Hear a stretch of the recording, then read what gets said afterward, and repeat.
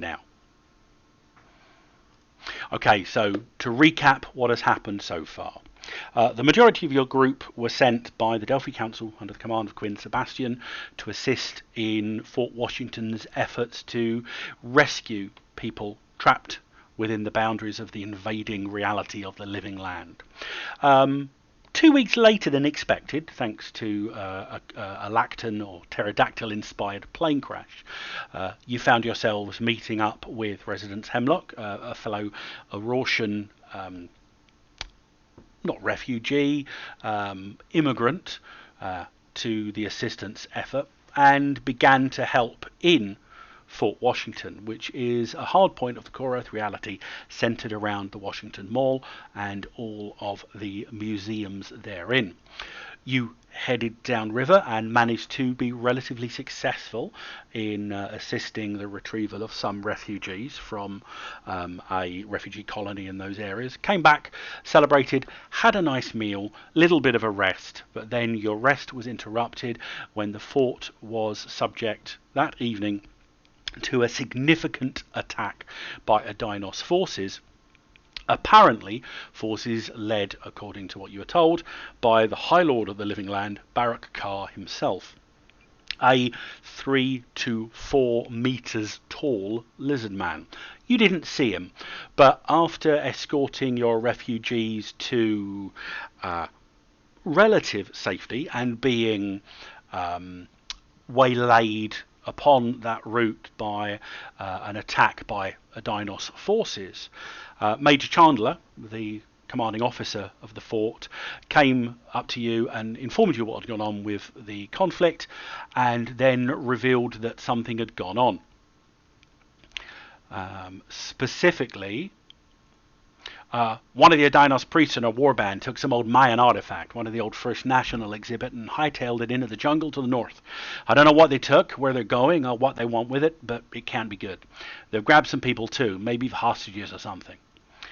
I'd send my soldiers after them, but they'll just go Tarzan as soon as they hit trouble. So it looks like it's up to you guys. Get our people back, and if you can, figure out what they took and get it back. If the lizards went to this much trouble, it can't be that good for us, okay? And as you were heading north to get as much catch-up time on the hunting party as possible, one of the girls that you rescued from Henson Creek Manor, Scarlet, came running up and told you some more bad news.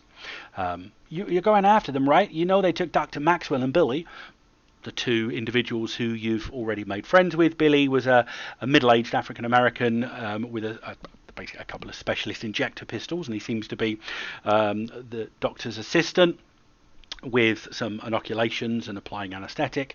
The doctor herself is a bit of a Blanche from the Golden Girls situation, because it's clear that she's had a situation where over time she's smoked a lot more than she should have done. You managed to find your way to where they broke through one of the walls, and they came out. Some simple tracking revealed that you could see a group of about 20 or so Adinos, a relatively easy path to follow considering their numbers, but you did see within that group were signs of at least 2 core Earth footprints as well. And she insisted on coming, didn't she? Scarlet did indeed insist on coming, so it's you and her currently heading north out of the camp. She does realise that if she transforms, then we have to leave her outside. Potentially. She's done so well so far. But you head out into the darkness of quite a balmy summer's evening. The time when you leave the camp is 11:35 p.m. on Wednesday, the 25th of July, 2018. The Raiders' path leads about 2 miles through the ruined city of Washington to the Macmillan Reservoir, which I will now share.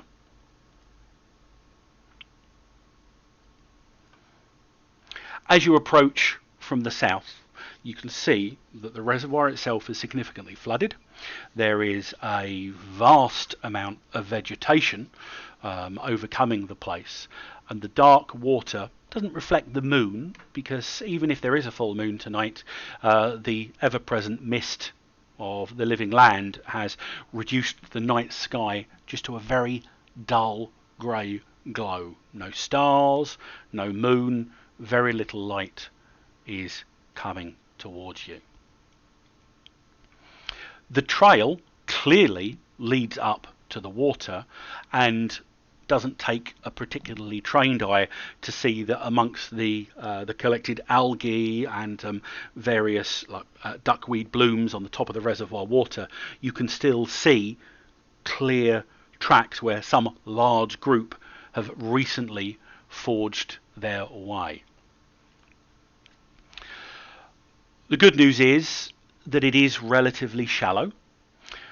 Cypress-like aquatic trees have sprouted up around the banks, and, as I said, patches of thick, stinking algae cover the surface, and you can clearly see a fresh trail through the slime. The raiders must be mere minutes ahead of you at this point. In the gloom beyond the reservoir, you see the top floors of a tall building. You can just see it on the map. A hospital, by the markings you can make out in the dull light. Durac, you can see it in quite a bit more detail with your dark vision. But in front of it, some massive tree with just light yellow glowing pods arrayed around it appears to have grown into the side of the building, breaking out of the windows and walls. You slosh forward, eager to get out of the reeking hell, and reach what looks like a parking lot between the swamp and the hospital. You're halfway there. Now, at this point, I would like to know what your marching order is, please. I'm usually in front. I'm going up front, lighting the way with the Molotov. Oh, you got the Molotov lit, have you? Okay. I hope not. No. Theo and Dr. Dick will be present, but towards the back. So, Ryoko, you're saying you're toward the front. Durac, did you say you were toward the front as well? Yep. Well, I'm better at the front because I like the thing how things facing me. Okay, no problem at all. I'm no tracker or something. Okay, so I'm assuming that our two Victorian colleagues, Abram and Dr. Hemlock, are flanking one another at the rear. Yeah. Okay. I'll put the marching formation into the party sheet so you can open that and see if that is appropriate. Of course, there are two additional people with you as well. I say people, but more like very little buoyancy, probably completely submerged within the water automata.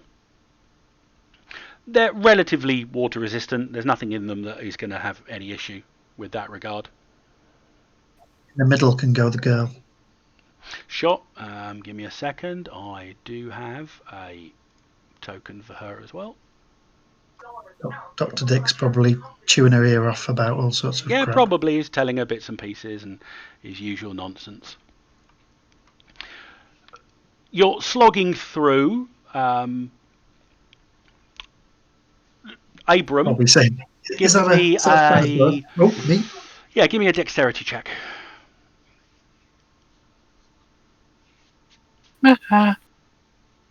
Yes. Okay. Something grabs your right foot. You can't move. Your foot's stuck in something. Residents, is this one of your bloody things? They're not bloody because they don't have blood. Try to keep it. Well, just what's down there? Something's got my foot. Pronouns. I can't move it. Can you at least get one down to have a look at there? Something's serious. My foot's not moving. Good point. So you want me to chop your foot off? No, but those I can see the movement of these spiders. Can't one of them just crawl over and see if we can just nibble free or whatever it is? This reed or root. As you're pulling at your right foot, you can feel it giving slightly and then coming back. But then, give me a strength check. Oh, damn it!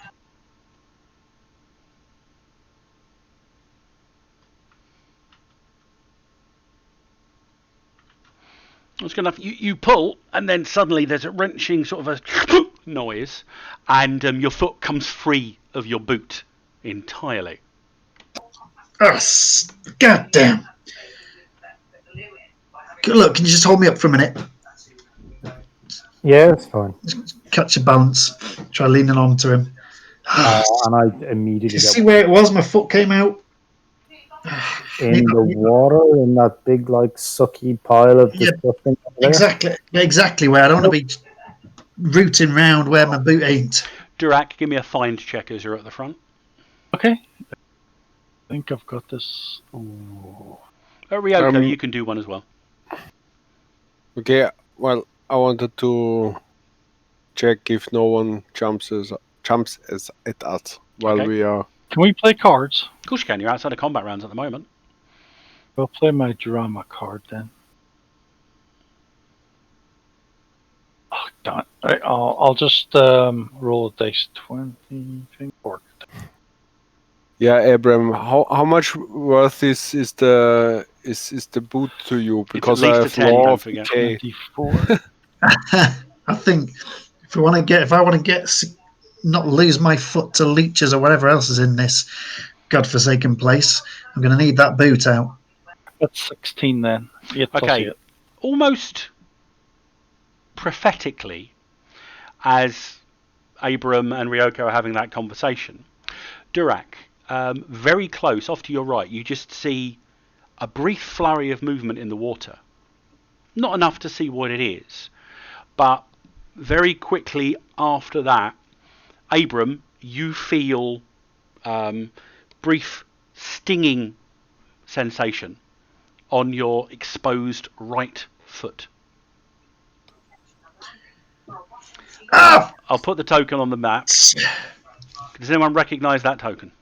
Something bit me then, or something. Mosquito. Why would I recognize that token? Well, it's a lich, which is the closest I could get to leech. Oh.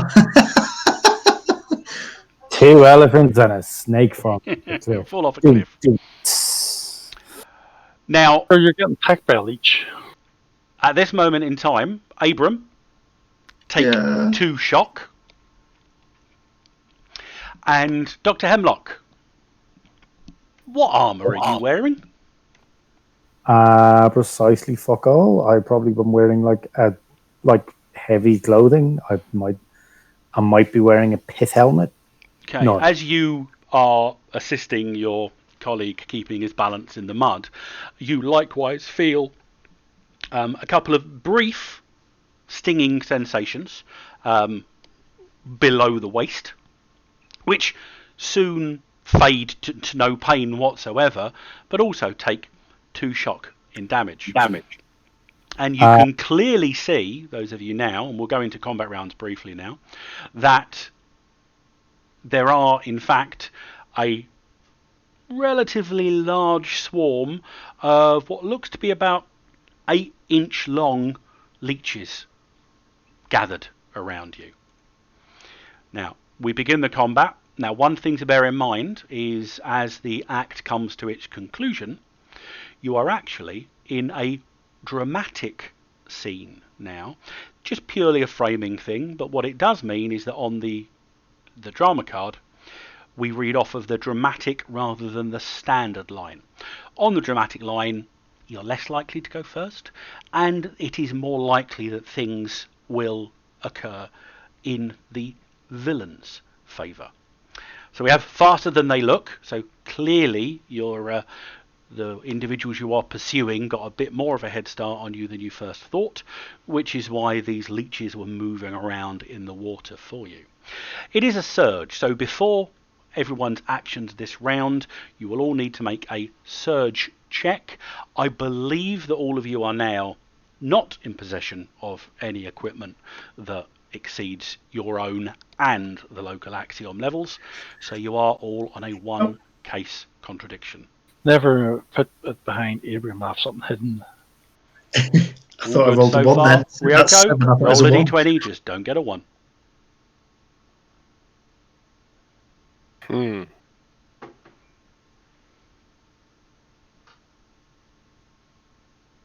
did not roll? Ryoko. Yeah, sorry. Just normal D20. Yep. Okay. Woohoo. So, inform me what you're doing. You decide which order you're going in. So have I got a leech on my leg at the You moment? have at least one leech on you at this moment in time. Oh. You're in waist deep water, so frankly, being able to get your one leg out of the water high enough to confirm the number of leeches that you may not have attached Well, I didn't is realise it was going to waist be high. difficult. You were slogging through the water. But you can move your hand down at the risk of attracting more leeches to the arm, but you can feel, at least down on your right thigh, it certainly feels like almost like an inner tube wrapping around your leg. I feel we need to get out of this swamp. There's things down in here that we won't be able to get rid of until we're out of it. Where about are we? Because there's a big. You're about giant halfway. You're about leech on the halfway map. across, which you're looking at about 200 meters more, maybe 250, to slog through. How big are they? The ones you're looking down. In fact, at the moment, no, Ryoko, your armor isn't sealed. Durak, your armor is. So Yep. they're about the things you can see moving in the water. They're on average about 8 inches long. But they're leeches, so they're 8 inches long, but then they can stretch, and when they start draining blood, they obviously swell up. The one that's on Abram's leg, if he reaches down and feels it, it feels significantly swollen already. So we say they're 8 inches, but Ryoko says, no, they're only about 4. She's got the experience in that regard. Men and their exaggerations. So who wants to go for number A first? Well, it's not a dramatic skill resolution. You can say what you're doing. You will be able to fight them, but they are a swarm. So, Not sure we can fight into the. It's not A, B. No, it's not a dramatic skill resolution. You've just got a leech swarm that you are in at the moment. Ryoko, you haven't got any attached to you at the moment, but the longer you stay in the area, the more likely that situation is to resolve. Durak, your armor is sealed. How easy are these spiders to ride? It'll give us some height getting out of this swamp. Did I make a fucking horse out of my day? No, I did not. Did I put a little saddle on it? No. I immediately get Can I ask you why you didn't? It's called helpful. As I desperately scramble up on the back of one of the spiders. Right, we've got to get out of it. I've got something already on me. I can feel at least one. Yeah, that's going to give you a bit of defense, Hemlock, but they're not amazingly strong. But obviously, the buoyancy from the water's helping at this point. You can imitate. I will attempt to can you? Pick up the boot, though. Okay, give us a find check. It's going to be difficulty 14 because it's waist deep water. You've panicked a little bit, but if you can find it, you can grab it relatively easily. Right. Are we into combat? So I can't play cards? You are in combat rounds, yes. Damn it. That didn't work. No, they're immune to taunt and intimidation. Yep. They're leeches. Are they immune to electric katana? No. And as long as there aren't lots of other people in the area, then I'm going to say that your various abilities, especially one where you can do your Arduken on the armor, might actually count as an AoE attack. All right. Yeah, you could chop him in half. You needed a 14. Oh, 13. Use a card. I can't because they're in my hands, not in my pool. Have that pre-thing. Yeah, I don't suppose these are classed as supernatural. They are not supernatural evil. By the way, just to remember, and you can do it any time you want, we haven't covered this yet, but as far as card play is concerned, once per act, and you're still in Act 1 of this adventure, as a free action, you can elect to play for the critical moment. What this basically means is you take all of the cards in your hand and put them in your pool, and can play them immediately. After you resolve that action, anything that's left in your pool is discarded. So after playing for the critical moment, make it count, because you'll have 0 cards in your hand and 0 cards in your pool. Well, that's a At least 10. that was a possibility. Yeah. Well, I only needed one more, so that 10 should surely have given me at least plus one more. You've got 18. It did. It gave you a 27, which is a bonus number of 9. So, as Derek said, you got an 18. Cool. You reach down, panics under the water. You grab the edge of the leather of your boot. With it now having nothing in it, it actually out of the water relatively easily. You grab it in one hand, tip it out, and 2 long, oily leeches pour out of it, and you begin to slog forward. Remember, you can move and do an action in any of these goes. So you begin to slog forward. Who's next? Let me go. Can I put a card in? You now? can indeed. You did something at the end of your go. As long as you did something in the round, you just, in fact, whether you did something in the round or not, you just play a card from your hand into your pool. Yeah, you only get a new card if you do the things. You do the approved action, yeah. Right, I'm going to spear one of these things with my lovely little claws. Okay.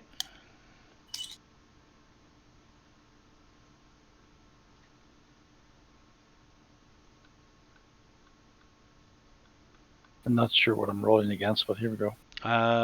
Well, it doesn't really matter. Their dodge, if you needed it, would be 5. But even with your claws, you're smashing your hands with your claws down, slashing at bits. But as often as your hands come up with shredded leech on them, you appear to be doing very little, if anything, to the main body of the swarm. There are dozens, possibly even hundreds in this group. Blah. Okay, at least I did something. And you're moving as well, yeah?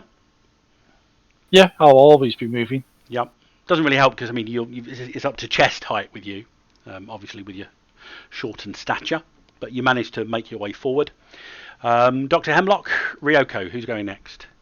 Well, can I try to step in and use the lightning sheet? Of course you can. It's not going to electrocute us all, though, is it? Dr. Hemlock's still in the immediate area, but he is possibly stood up on his item, Yeah, so you might have an impact. Mechanical stuff. You might. What can electricity do with water? Seriously. There's nothing wrong can happen there. He needs to charge up anyway, or? You let me run out of the water first and then electrocute the water. All right. To go first. Go first. I do that. I attempt to I basically get up on the back of the spider, and for all the world, it appeared to be like somebody make an irate donkey move up a hill that it doesn't want to. As I kind of go, andale. And yeah, like you surge forward in the water, only knee deep on you, stood on top of the arachnobot. So she'll be striding both, 1 foot on each.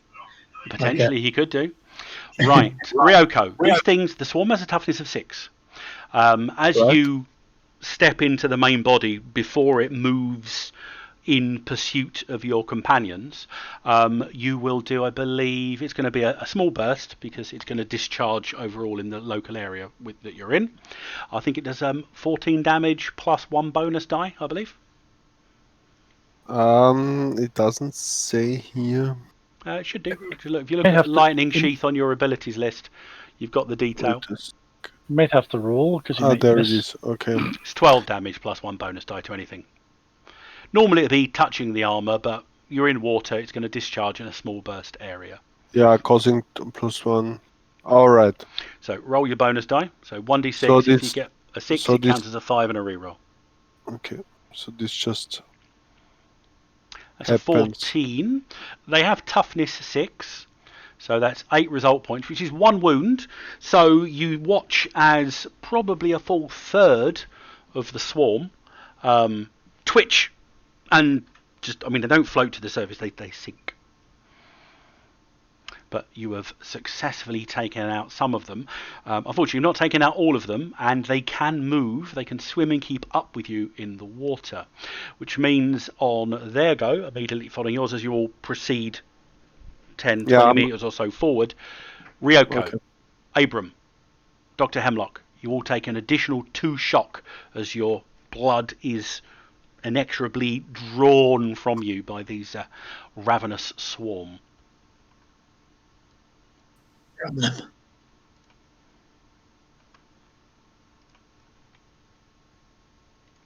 Second round. Tensions flare. So you guys go first. Villains have got a setback, and appropriately, flaring tensions, 2 villains attack one another simultaneously, playing no mind to the heroes at all. So as you surge forward, you're going to be immune to the damage at least this round, as a portion of the ravenous swarm turn on their blood-gorged companions, and a rather horrific sight as you see some patches of the water turning red as the blood soaks.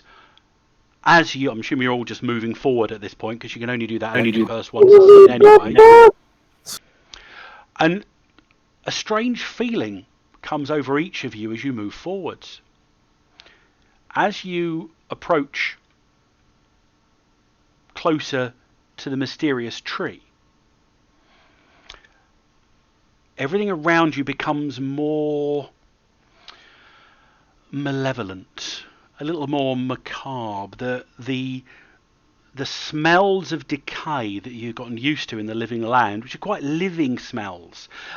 It's you can smell rot, but it's the smell of undergrowth decaying in the rainforest, or in an old forest after the rain. That smell is replaced with the charnel smell of graveyards. The sounds take on a more macabre feel. Residents, Abram, you've felt this before. You are more than familiar with this. It's like you've stepped, at least partially, closer to home. What? Which means you cannot get the one thing. How's this?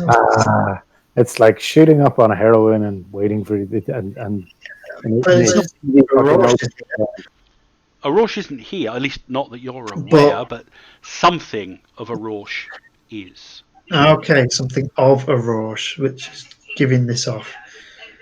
Okay, so you make your way forward, and with the third round, you guys have again gotten advantage over the leeches. I'm going to say you manage to outrun them and drag yourselves up onto the other side of the parking lot and up out of the swamp. Let me just I should have an option to sync the client view.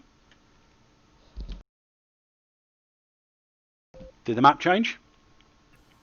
Yes, it changed into a tree with a house thing. You step heavily from the thick muck of the swamp onto concrete. Across a cracked street is a 6-story L-shaped building.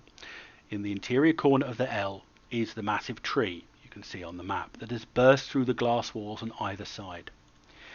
Thousands of bioluminescent insects buzz lazily about the tree, leaving glowing green trails in their wake. With their light, you can make out a large black hollow in the tree's base, large enough to a human to walk into. Oko? But the strangest thing is at the base of the tree, where you see a dozen or so pods. Each one is dark brown, wet, and roughly humanoid-sized. Pulsing vines lead from the pod into the base of the tree, seemingly conveying some kind of luminescent fluid or energy into it. Now, before we go any further, is there anyone among you that still has a Cosm card? Yes.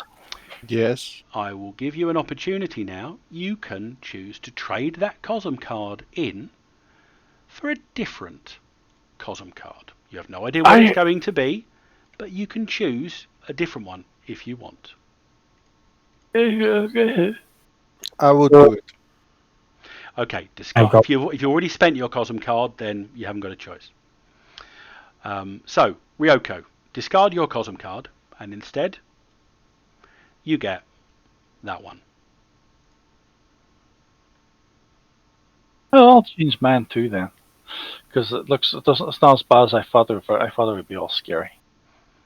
Okay, you're getting that one.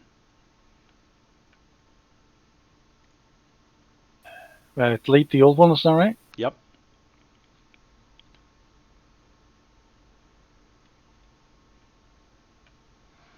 Anyone else swapping out their Living Land Cosm card for an Arosh Cosm card? I will do that. I can't do it.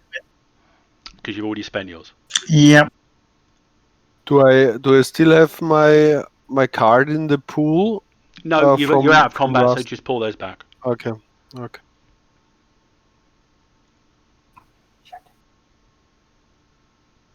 Do we regain shock or not yet? Not yet. You're just on the side.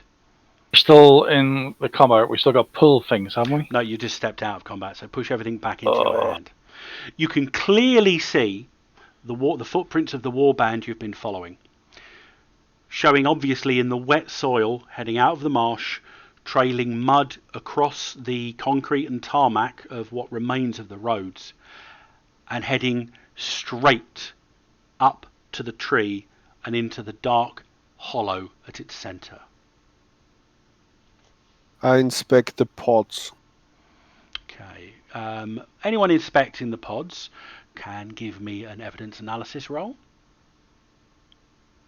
Cool. Don't have that skill.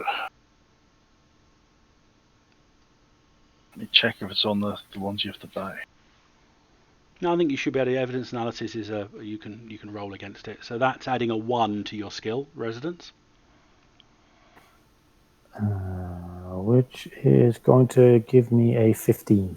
Okay. Residence, from your investigation, you go closer to the tree, feeling a little more comfortable around these things. It's still quite macabre and scary, but maybe you've seen things like this before. While investigating the bole of the tree about the hollow, you do see something a bit unusual, anachronistic for the environment. There is a syringe stuck into the side of the tree. You recognise these. These are the ammunition that Billy uses for his syringe guns. Obviously, your hostage that you're pursuing has left a clue to their direction. Ryoko, as you're moving around, looking around, one of the pods immediately to your left shakes with movement, and you hear a thin voice from within saying, "Help me!" Okay, I get out my katana and I slice it carefully Takes you no more than a few seconds. on one side.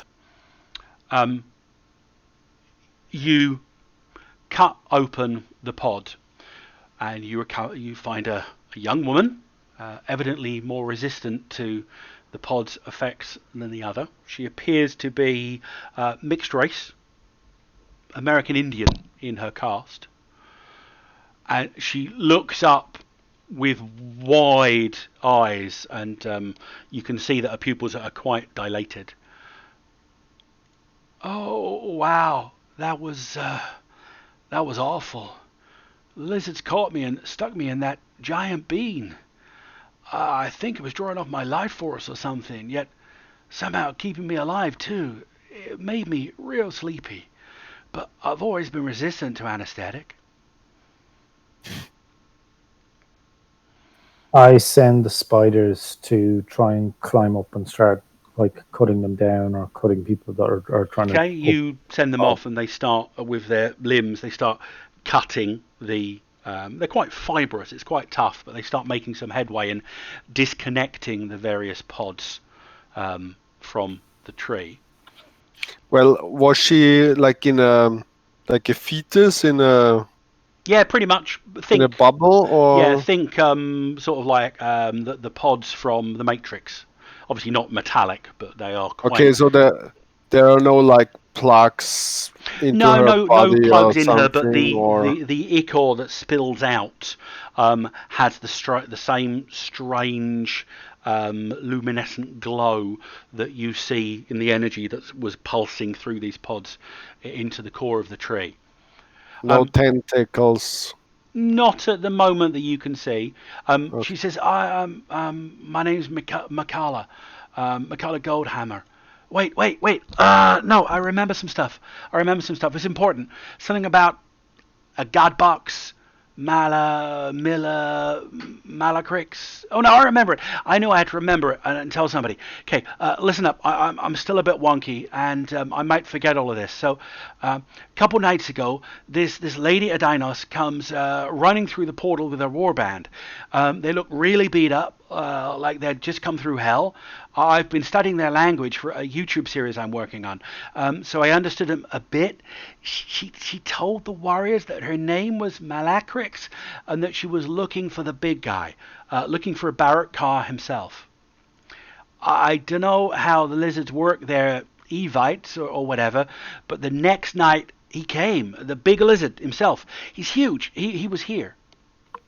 This priestess, Optant, I think they call it. Her name's Malacrix, and by the way, she said she had something powerful for him, something that would stop the rebels. Maybe I don't know. Maybe they've seen the latest Star Wars movie. I don't know, or maybe doubters. Like I said, I was woozing. I barely speak their language. Carr seemed to believe her, though. Honestly, seemed like the two had a little waka going on here.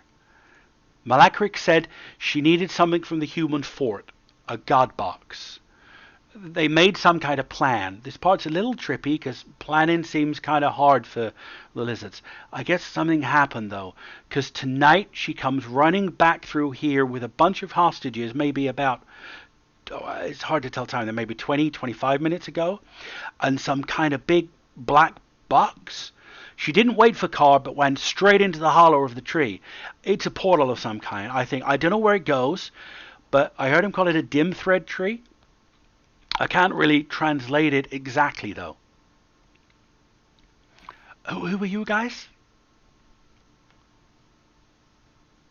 We're nobody. We're just here to sort it out. I offer her some water. We haven't got time for this, love. She takes the water and drinks it.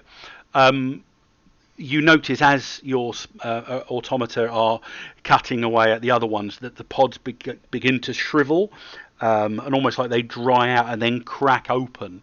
And you see there are probably about, including Makala, probably about a dozen individuals that were connected to this tree. One thing you do note is that as the last of the pods sort of cracks and spills its occupant out onto the ground, they all do appear to be quite gaunt and drained, but at least breathing.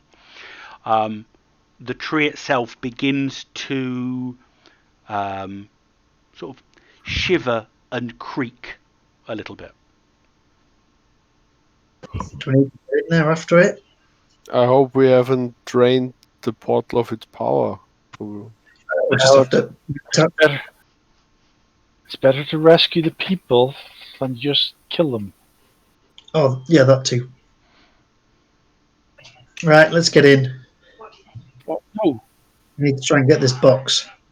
Okay, I leave the girl a nutrient bar or something, so she can recover. With the water, and she starts munching on the bar. She seems to be a lot more invigorated, and she's like, "No, you guys go. Do what you need to do. I can get these guys back. I've always been able to deal with this thing. I don't go Tarzan like other people. I don't know why." As she says that, you realise that she's probably like you. She's a Storm Knight. I think it's advisable to enter a wizard's portal without knowing where the wizard's portal ends up and how we're going to get back. That's why you're going first. I volunteer not to. And my best attempt to do a Dr. Dick impression. If they're in there, then they've got Billy and the other doctor lady. And you're right, the device, the Mayan artifact thing, it's going to be bad for science. And he seems to make an attempt to make it look as if he's going for the portal, but then obviously faking so that somebody else takes the initiative wait here for and you. goes first. In you go, Doctor. We'll wait here for you. Abram will go in. Okay, I will go behind Abram and push him forward to make sure he actually goes first. Abram disappears into the darkness, and your vision, your dark vision, sees him literally disappear. As you step through, you disappear likewise.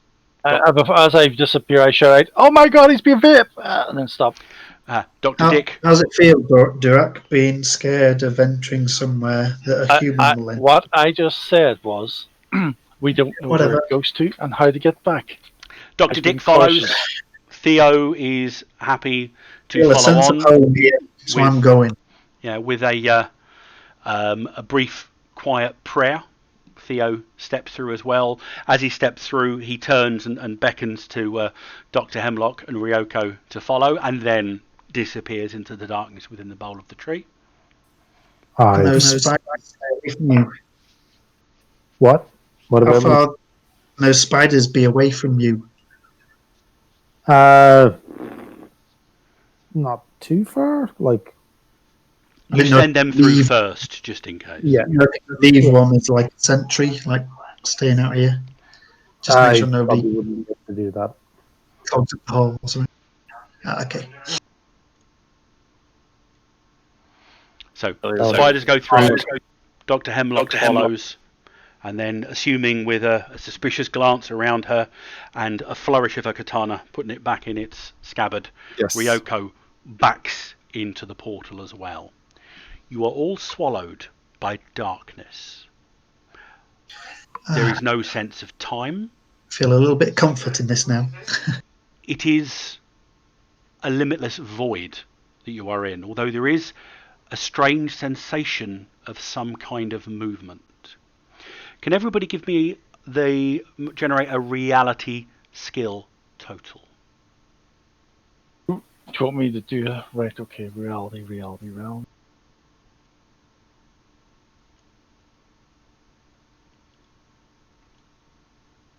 Oh, reality.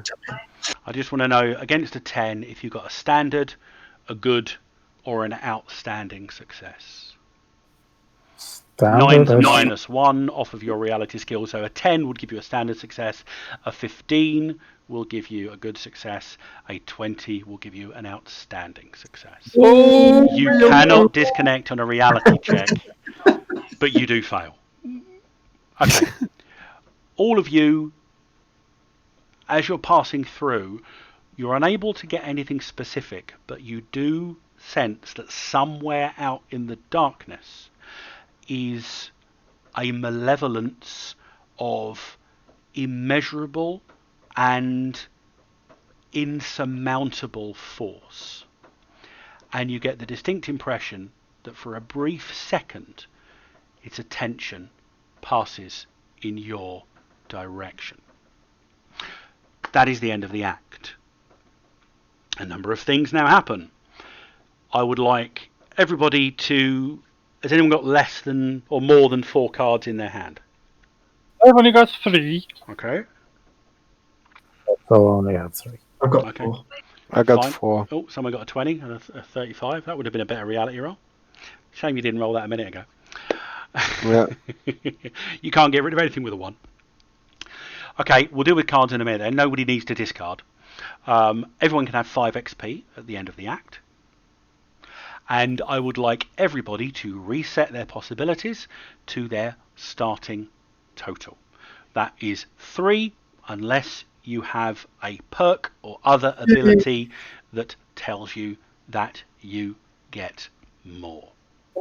GM one. Sorry? The GM give me 1 extra. Yeah, you didn't spend it, so it goes, unfortunately. They're there to spend. But none to spend it on. I know. The other thing is, can everyone please discard their Cosm cards? Whether you've spent them or not, you're about to get a new one. Oh, I like that. Make it good. And I can also discard hand cards and get new ones, or not? Not yet. Well, in a minute we'll do that. But okay. we're just going to deal with, so you've got 5 XP. Is anybody spending their XP? You can spend the XP right now. XP in TORG doesn't necessarily represent learning. You are a Storm Knight. You literally are able to make subtle changes to reality. So you can argue that you have been learning, or you literally spend your possibility energy in the form of the XP to create the reality around yourself where you already knew that thing. If you want to. I wish there was a feat that gives you more XP. Oh, don't have enough to spend. Nope. Bump trick by 2, 3. So that would cost you 3 XP. 3. Yeah, cool. I'll keep the other 3 for whatever the fuck happens next. Unless anybody can tell me a good skill that is worth bumping. I've got willpower, reality. I mean, for example, any of the interaction skills are worth it. 1 XP for a new skill, basically, unless I'm contradicting myself. Yeah. It's in the rules. Yeah. Reality's good, though.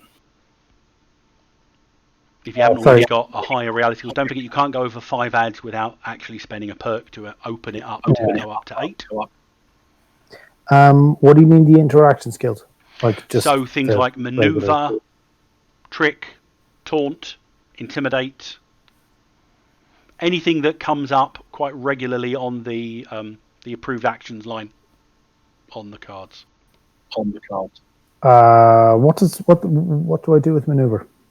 Maneuver, basically, you're using it to gain some advantage through physical movement, through combat. So outflanking an opponent, making them jump because you can even knock something off towards them. Essentially, it's whatever you want to describe. It can also be used as a catch-all for things like athletics in the absence of an athletic skill, or just a standard dexterity roll. I'll bring it up to 2 because I can spend 1 and then 2. And that's me. Yeah, I will bring it up to 3. So I spent all my points in maneuver. Okay. I'm going to put find up to 2. Okay. Adjust your character sheets accordingly. It's quite difficult to determine how much time has just passed. But at some point, the darkness begins to resolve itself into shadows, and then structure, texture, and light. You emerge into a cave. Not a very deep cave, though. You can clearly see light spilling from the entrance around a corner. The cave extends about 20 yards, twisting gently twice before opening onto a scene unlike anything you have seen before.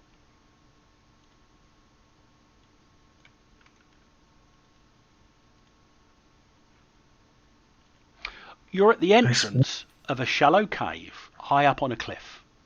You're hundreds of feet above a sprawling land of jungles, stony mountains, rivers, and a distant, fuming volcano. About 100 meters to your right is a massive waterfall pouring from another hole in the cliffside. It dwarfs anything any of you have seen on Earth, and is so loud that you're having to shout to make yourself heard. The falls feed down into a titanic lake surrounded by tall mountains before spilling out into 3 powerful rivers. 2 lead to your left into a dense rolling jungle. Another leads right into ash-grey mountains as far as you can see. Durak?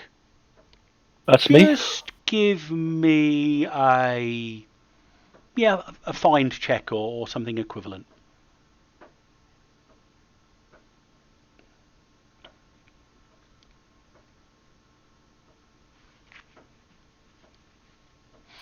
Something's not right. Your dwarven senses are playing up. You're underground. and I don't mean in a cave, you're getting that overall deep in your bones dwarven sense of being deep, deep, deep beneath the earth. It must be playing up for some kind. But then you look out and you crane your neck up and you notice that maybe 500, 600, 700 meters above you, the grey cliff begins to curve overhead and disappears into the blue of the sky. You seem to be inside the earth. A veritable pellucidar for those who have read Edgar Rice Burroughs' classic tales. Some have speculated that Barak Kar's living land extends beneath the surface to an unknown world composed of realms his legions have conquered before. This then must be part of the rumoured land below. Everyone gets fresh Cosm cards. And can I have my... Are we not meant to get the hand card? We will do that after as well. So your Cosm cards first. Hemlock. Answer threats. So this goes into the middle one for Cosm. Still no portrait. Where is it? Where'd you put it? Oh yeah, answer prayers. Right. Okay, so it's in the chat. Ryoko. If I click the right button. Eyes of the Tsar. Ooh. Right, read that. Ooh, that one. Oh, place face up immediately. When you first engage Edino's forces, they gain 1 bonus die, warriors, and you gain 1 possibility. If the result is a 6, which is the infinity sign, Barak Kar appears via dim thread instead. Oh, no! If the die result is infinity, a 6, in other words. Because the actual... Don't roll a 6. Yeah, the TORG dice, I'll let you know when to roll it, because it plays now. I'm going to play it. It's not necessarily when you first encounter a Dinos forces. They're going to be any opposing forces will just increase. For reasons that I know and you don't. He's going to roll a 6. You know it. I know it. Yeah. We'll do it when it occurs. We'll do it when it occurs. I already spent all my exploding dice, so... Abram, you get the Deep Mist. Quick FK.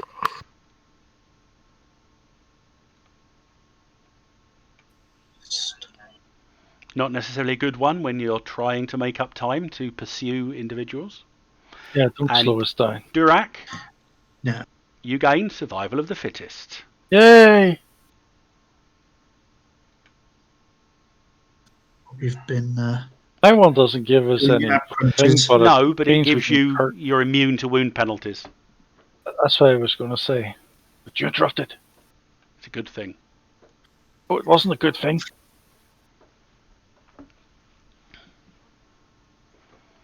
There are 2 ways down from the ledge, some 300 meters above the lake shore.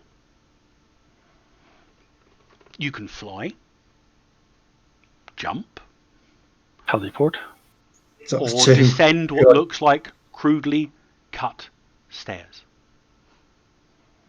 It's up to you. Right. Did you? Can we push as well? You're not pushing me down anything. No, just Dr. Dick. You first, see what it's like. I'm going down the stairs and holding on to the sides. Because I'm a dwarf. I think I'd be stable on a mountain age. Yeah, you might be. You're feeling relatively at home for these. Although it is a bit weird, as I said, looking up and seeing the wall curving inwards over your head. There's a bright sun off in the distance. That's the thing. It doesn't look like the sun. It's white, and you can look at it without really hurting your eyes.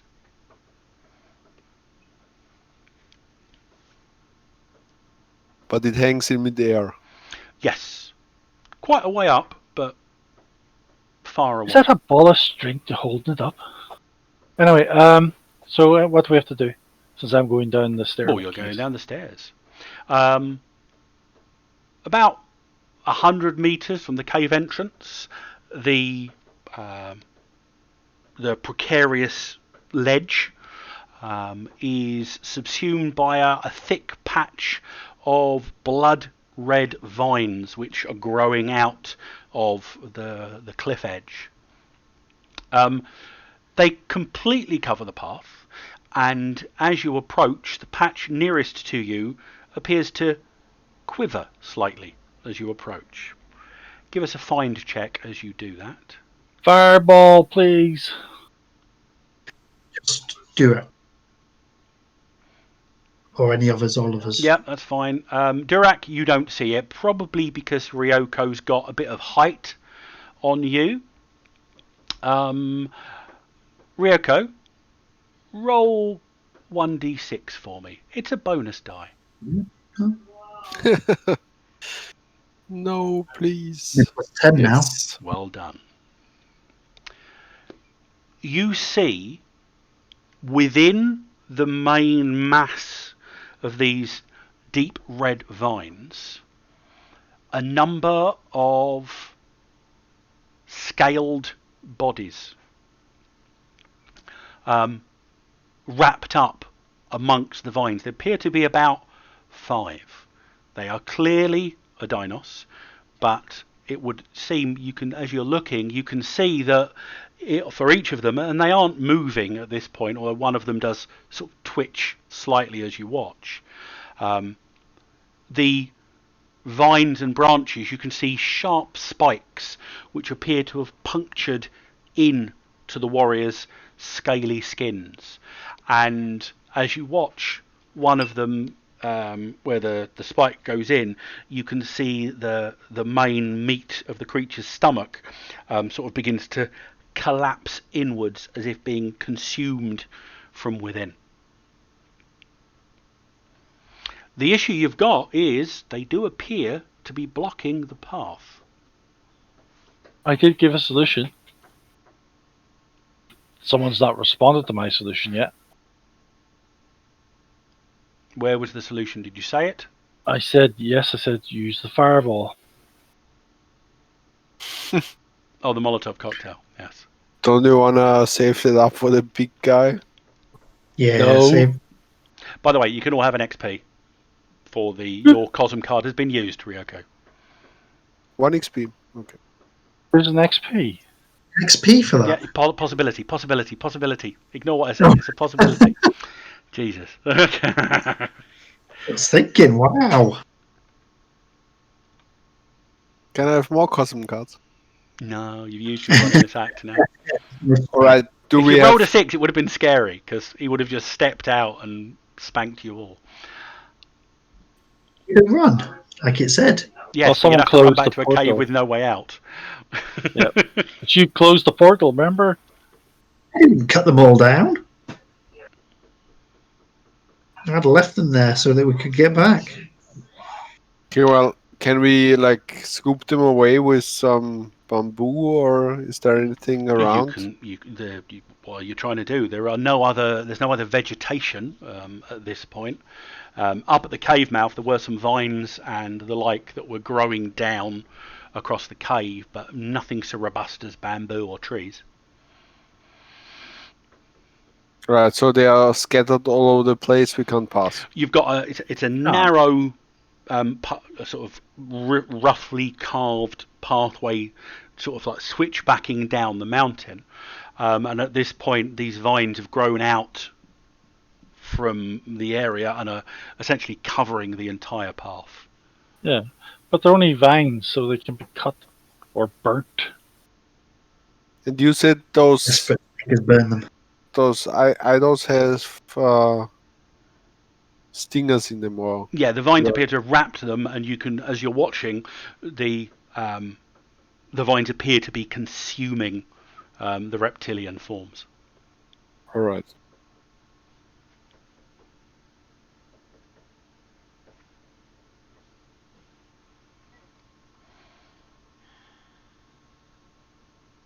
How close are you standing to the vines, Direct? Not that close now. I was actually typing here. Well, when we get close to the vines, like react, They are they like do. If you get a sentient, little bit close, or they're getting they quiver. I mean, Durac maybe got within a couple of feet, and the patch of vines closest to him did appear to quiver with anticipation. okay, well, but are Any they other way like of them, other than the Molotov cocktail? I think we keep that just in case. yeah, I would keep it too. Well, are they like super crazy when you get close and then Well, they you just How have to snap go close are you close at and you? you'll getting? see. You have to do it to see it. You can't just. Okay, well, I will just step closer and try to like the nearest one, try to cut it in half. So you step close enough to get within melee range. Yeah, well, that's a stretched arm and then the length of the sword. Okay. So Give us a melee attack. katana works best in its last 15 to 10 centimeters at the top. So let's see. So that's the bit you're really concentrating on.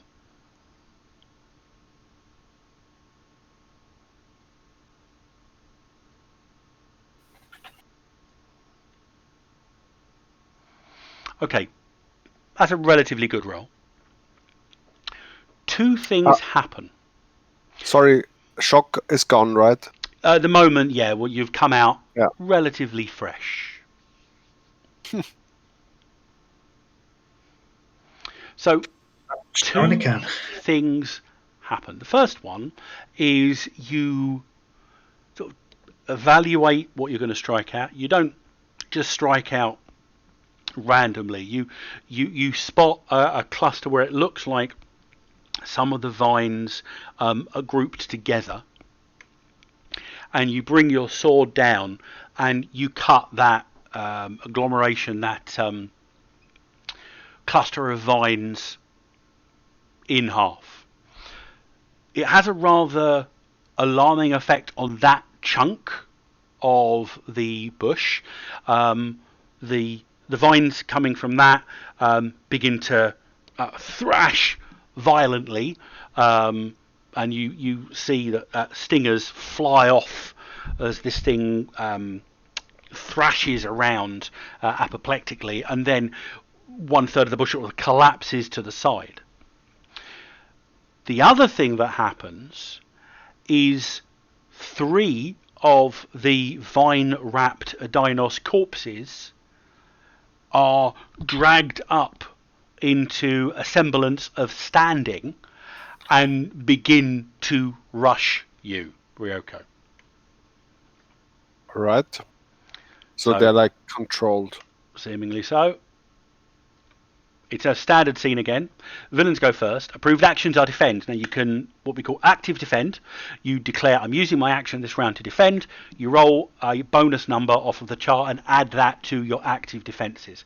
It is at least a 1. So whatever you roll, you're going to get at least a bonus number of a 1. So even on a 1 or a 2, you're still adding 1 to your defences. But the villains go first as these 3, still holding the spears they held in life, these 3 Adinos. Strangely, these ones have actually have got a certain amount of golden jewellery on their bodies. So like one of them's got sort of a golden necklace which appears to be sort of Aztec in design. The other 2 have got, one's got sort of a golden arm brace, and the other one's got a couple of golden bracelets on. But they surge forwards and stab at you with the spears that they used in life. How many did you say there were? 3 of them. Plus the 4 from his card? Oh no, only 3 of them have animated. Oh, okay.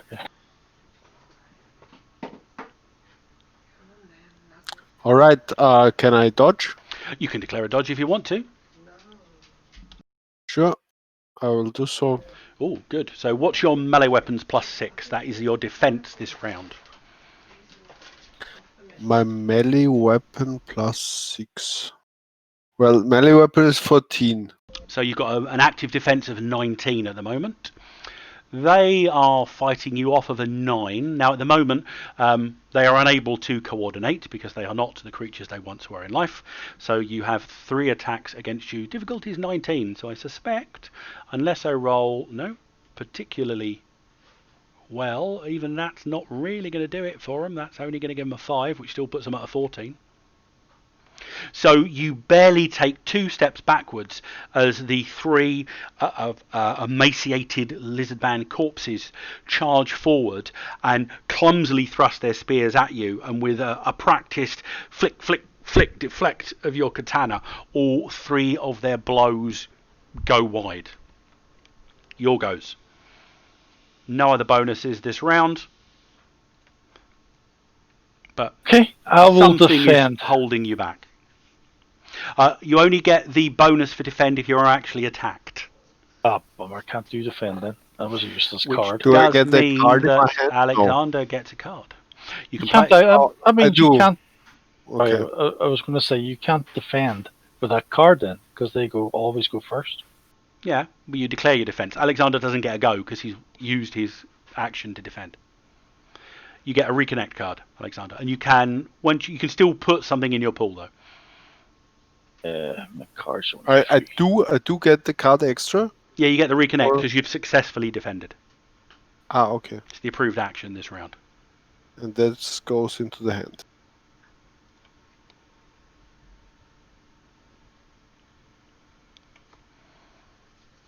So who's going first amongst you guys? Obviously, Alexander Ryoko doesn't get a go because you've actively defended. Yeah. Who's next? Go for it, dwarf.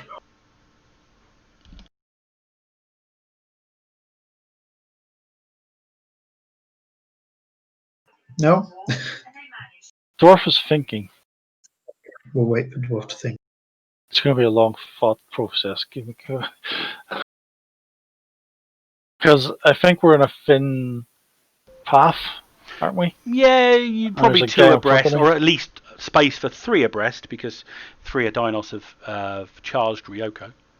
And I let them go past me because I'm not going anywhere near them lines. Well, they're probably ahead of you, because Ryoko was ahead of you, because she went forward to slash at the plants.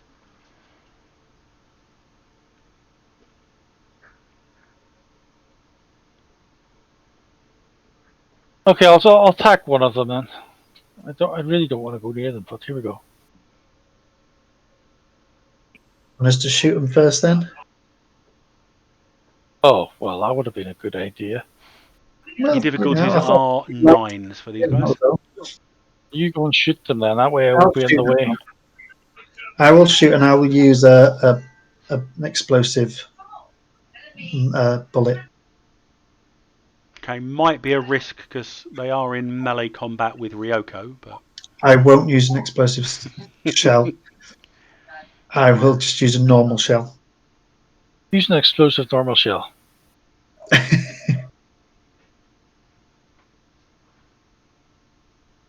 What am I doing? Fire combat, that's the fella.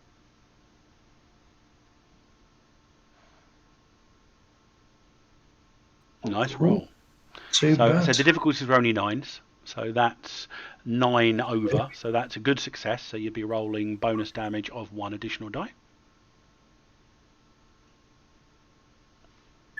18 damage.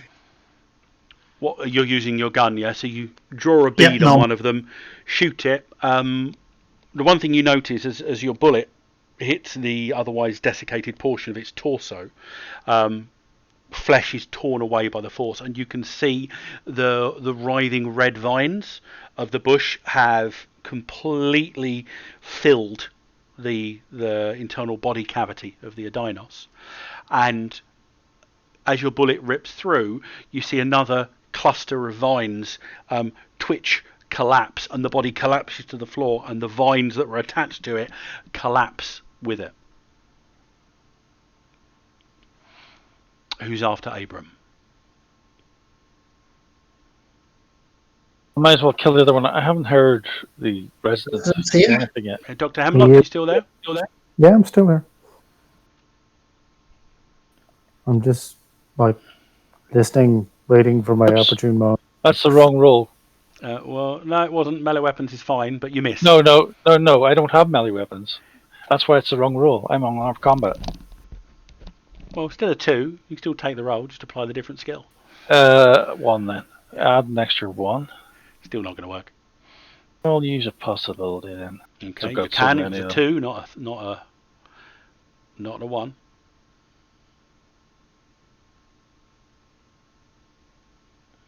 That's at least a 10, so it's a bonus number of 0 on an 11. You hit because they've only got a melee weapons defense of 9.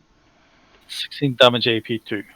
16 damage is way more than their toughness. So despite the fact you surge forward, expecting to plunge your claws to eviscerate, and what basically happens is you under or overestimate the force of your blow, and your arm sort of plunges straight through the torso, finding very little resistance whatsoever, and your arm disappears up to the elbow into the thing, and you thrash the arm off briefly, all the while feeling the tendrils and vines that within the thing wrapping around your arm and almost trying to find purchase in its death throes. The vine was literally sort of like seeking out the edges of your armor, trying to find a way in before, in its death throes, it relaxes and you falls away and your arm is freed.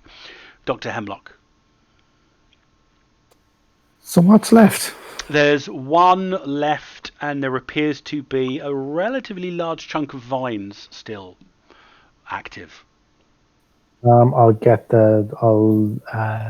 try and... Which is thrashing about like a billio at the moment.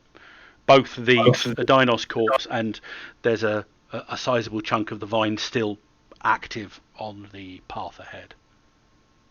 I'll get the spiders to basically try and pin down and wrestle the vines down. And okay, kill yeah, no, them that or works. whatever. So give us a melee combat. You can either do separate melee combat for each of them, or you can use mob rules where essentially they both attack the same thing, make 1 roll, but the other spider gives the first one a +1 bonus to the action roll. Grant, I'll take that. I'll Okay, so try roll and melee do it. combat for 1, and whatever bonus die you get off the bonus chart, we're going to add 1 to. So a 3 is a minus 6, sorry. You can spend possibilities on their behalf, don't forget, because they are your automaton. I will do that. That's at least a 10, so that's a 13, giving a bonus number of 1. The mob rule gives an extra 1, so that's a bonus number of 2 onto their melee combat. Which I'm going to find out now. I think they've got about a 12 or something like that. Where are you? I think it's 12, yeah. Unarmed combat 12, yep. So at 14, the vines themselves have an unarmed combat value of 13, so they manage to skitter in and they just proceed to start stabbing at the main cluster of the vines with their front legs. They're not doing any bonus damage, so what's their base damage? Doesn't say here. There's a 2 in a bracket. That would be their... Let me go to the combat tracker. I've got the details here. If you look, it's actually under notes. It's got their at the bottom, bite claws, strength +2, which gives them a 10. Okay, cool. So they proceed to go in, and over the course of the next few seconds, they just stab, and the majority of the vines begin to quiver and collapse back. However, there is still 1 left, which is within an active Dinos. Am I? Oh, and you've got to go. Sorry, you've got to go. The doctor's got to go first. Yeah. Ignore that card I just rolled. I'll put it back in the deck. I, having very little else to do, I take a pot shot at him with a pistol. Sure. It's only difficulties 9 to hit. That's a bonus number of -2 onto your fire combat skill. Which is going to give me a 7, so no. So it does miss. Okay, so we do get... Let's roll that one again. Keeping it random. I have the Predator. You're up. Villains are up, so they go first. And missile weapon attacks are favoured this round, which basically means whatever you roll on your first die, if you don't like it, roll again, take the second result. I will be back in a second. So the remaining Adinos corpse brings its spear up to actually, it begins to spin its spear around its head, performing a whirlwind attack, which means the first 2 points of multi-target penalty when using his melee weapons are ignored. So he's trying to hit both Ryoko and Durak with this attack. So it rolls an 8, but it's up, so it rolls again and adds. That's a 15, that's a bonus number of 23, which is an 8 on its skill, so it gets a 17. Now, what are your melee defense skills? Now, at the moment, because you haven't had a second go, Ryoko, your active defense from last round is still active. So I just roll melee weapons again. No, what is it? What was your melee defense last round? What was it? I rolled a 19. Total action 19. Well, it was a 6 onto your skill, which I think was a 13, so your defense was a 19. So it's 10. And what's yours, Derek? 10. What, melee defense? Yep, 10. Oh no, sorry, I assumed you're using a melee weapon. You're not. You're using unarmed, aren't you? So you can defend with your gauntlets. What's your unarmed defense? 11. Okay. 11. Does that include your shield?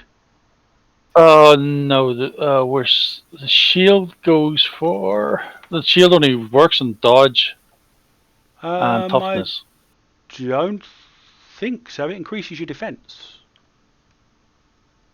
Oh, it only says dodge and toughness on the one I read. Okay.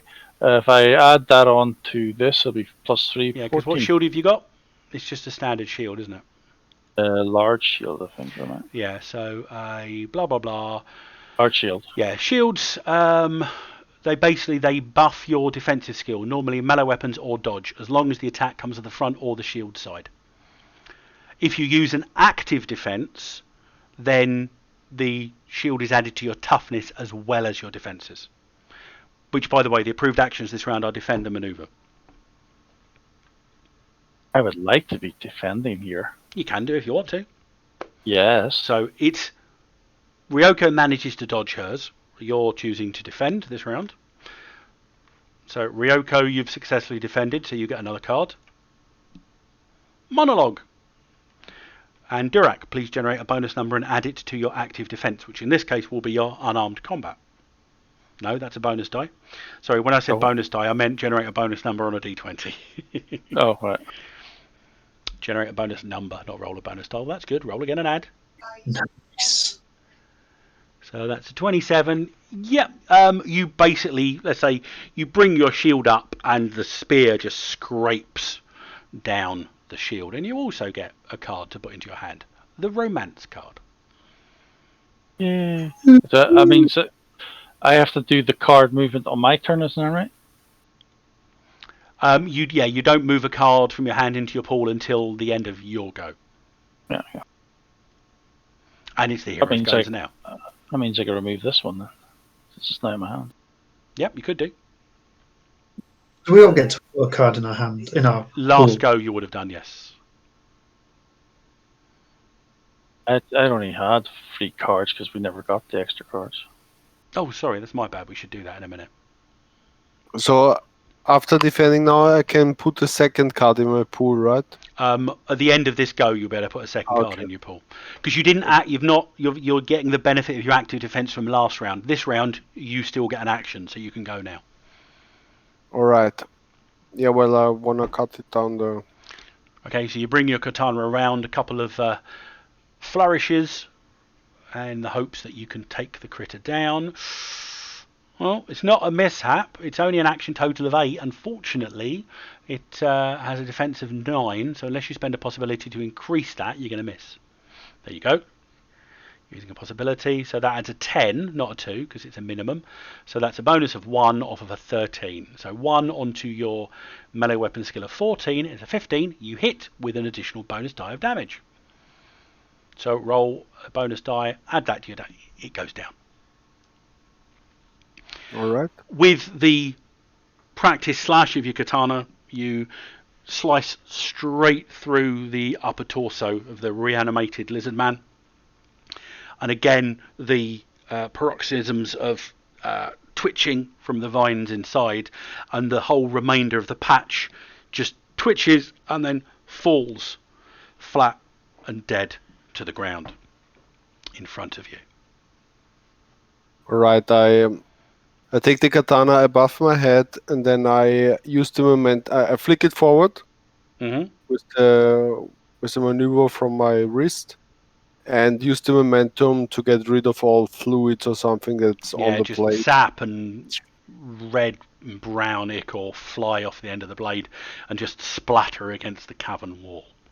And then I bring it back into the shed. Okay, who started the combat with less than 4 cards? Me, I had only 3. Mm, Okay, so Durak, you should have always had a willpower card. Okay. And Dr. Hemlock, you should have had an action card. Now, if anyone at the end of combat is left with more than 4 cards, then when you transfer everything back into your hand, you have to discard down to 4. So put everything back in your hand and then decide which you're discarding. If you've got less than 4, we don't actually draw again. I reread this. You draw back up to 4 if you've got less at the beginning of the next scene. Okay? Can I play rally, get a pool of 6 cards, and then decide? If you want to. You can do that Sure. straight out of combat if you want, or right now. So all players may discard as many cards as they wish from their hands. Players may then immediately refill their hands. So thanks to Ryoko's representation of what she did, you can decide to discard as few or as many cards as you want. If you are then left with less than 4, let me know how many you're going to need to get yourself back up to 4. I'm fine where I am at these 4.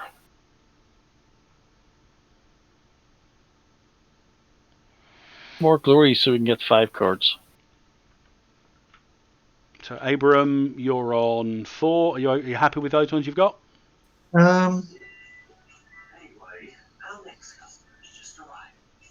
Yeah. Okay, cool. Hemlock's got 4 as well. The remaining 200 or so meters of descent go without issue.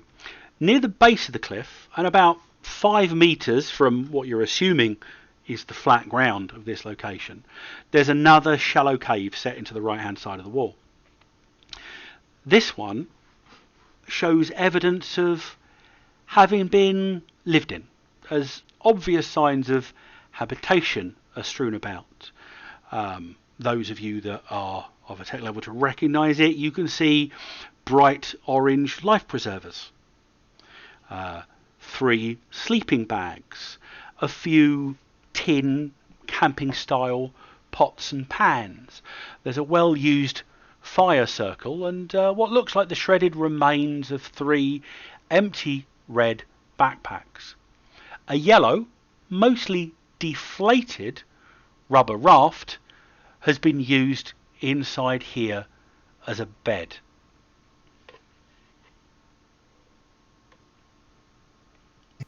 Sign of the occupants. Doesn't appear to be, but if you're looking around, let me know what you're looking in and at.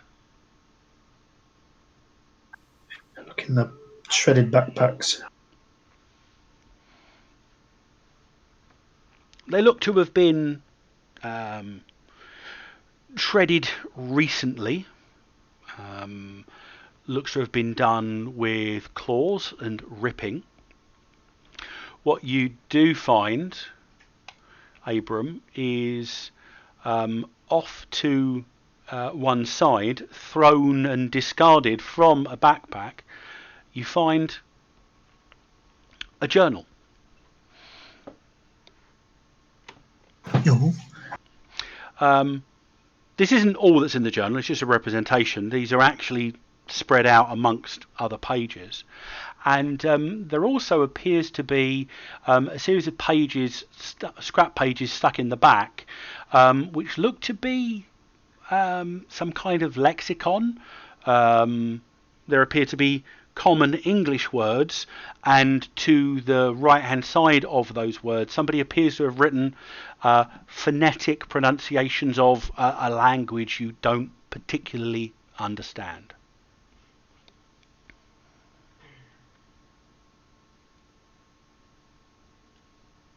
Can everyone read that, or do you want me to read it out?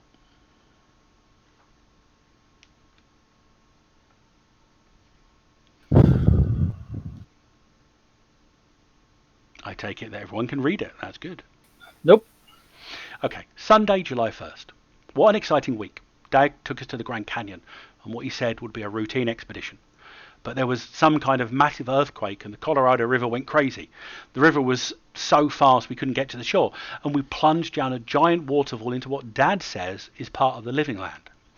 We made camp and looked around for a while, but it's clear we're not above ground anymore. We're lost in what Dad calls the land below. Tuesday, July 3rd. It's tough to tell time here. The sun's always out. Lucky Dad's an old-fashioned sort, and his watch tells you what the date is. We met some new friends here, a real prince. His name is Chakan, of the leopard tribe. At first, he and Wes looked like they were going to fight, but then I got into the middle and made them stop. Daddy was very proud of me, and now Chakan is our friend. Smiley. I wrote down some of the leopard tribe's words in phonetics. Dad says I might get published in his scientific journals. Then I'll be a scientist too. Wednesday, July 4th. Prince Chakan came back today. Dad used my dictionary and talked to him for a long time. Chakan took us to his village and we met lots of the leopard people. They told us about a race of evil snake men, some weird guys who live in a big volcano they call Tantakela, and some tribes they're at war with called the Daruni. Saturday, July 14th. Prince Chakan came back today and told Dad there was a way out of the land below. They call it Meretica. The prince told Dad about a temple somewhere that had a door in it that might take us home. Thursday, July 19th. Dad and Chakan are going for the temple for a look, for a way home. Wes and I are going to stay here until Dad checks it out. Then we'll all go home. I love it here, but I sure do want an In-N-Out burger. Tuesday, July 24th. Dad's been gone way longer than he said he would. I thought he was back yesterday, but it was someone or something else. I saw yellow eyes looking at me from the bushes. Wes threw a rock at it and it ran away, but I think I heard it again tonight. Now, you left and arrived here on the 25th of July. So the last entry appears to be dated yesterday.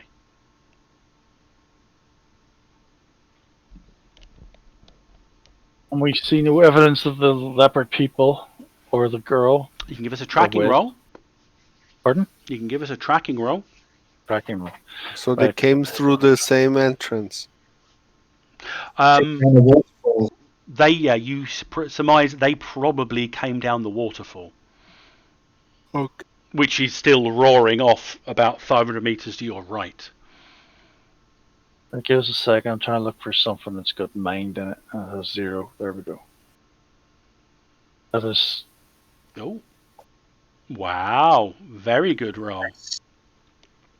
Can I use a possibility to make it? Of course Would that you make can. it go? Oh, would that make it go over 60? It might do. Ooh. If you roll if you explode again and get a 21. Or a 10, yeah. You need a 10 or 20 on the first roll. Try it. Or spend more than one. Have you got a drama card that can be used for a possibility as well? Oh. Well, that's a 50. It's a 50. I need another 10. If you got a drama card, oh, hang on. I can give you a drama You card. can trade because you're outside of combat. Yeah, give me your drama card, and I will give you my What are you willpower doing? 5 card. Do you agree with that? What does the glory card do? Oh, I can give you my second wind 56 card. I'll give you 5 extra shock back. A glory card. Play after a die roll of 60 No, I'm plus to alright. refill all the odds in a zone with possibility energy. All player characters immediately receive 1 possibility and draw a destiny card. Hand side is increased by 1 until the end of the next act. I just started an act. So I'll be forever for That ages. would be quite good. Go on then, I'll give you the drama card. I don't want the second wind. Want the willpower 5 then? What else have you Just have got? willpower 5. You don't want step B, really. Go on then, I'll have. You've only got 2 cards. He's got step B 80 or step B willpower and second wind. Yeah, you says Willpower. right. That gives me another TORG roll, doesn't it? It gives you another Drag- possibility don't- to roll. yeah. Yeah, I've Just to given make him sure the what I- willpower card. Yeah, don't worry. I've just given him your willpower. Aha! Okay. Glory played. Play the glory card. Right. Everyone gets a possibility. And your hand size, if you have to reset your hand size is now a 5 cards, not 4. Okay. Yay. Durak spends the next 20 minutes in close examination of every square inch of ground for about 10 to 20 meters around this area. You decode that the following has occurred. About 5 or 6 days ago, there is signs of a number of individuals with primitive footwear and at least one mature human male with sensible travel shoes left camp heading to the north. You find some clear indications that more recently, on a number of occasions, what would appear to be giant snakes investigated the perimeter of this camp, and more recently at least 3 giant snake tracks have made their way into the camp. You found signs of struggle and evidence that 2 younger humans, also wearing appropriately sized sensible travel footwear, were taken by the giant serpents. According to the time frame, that's possibly when all the backpack rippage took place. More interesting, however, is at the same time as that altercation took place, you track back up the slope, and about 30 or 40 meters back up the slope you see some small evidence that a smaller than you originally saw group of reptilian feet and at least 2 less than sensible shoe wearing modern human feet spent some time paused some way away. You surmise that they probably stood in hiding watching whatever took place at the camp, and then maybe 30 minutes after they started to move again and then spent a very short amount of time at the camp, and you're decoding this from all of the different footprints, and then headed off toward the rivers.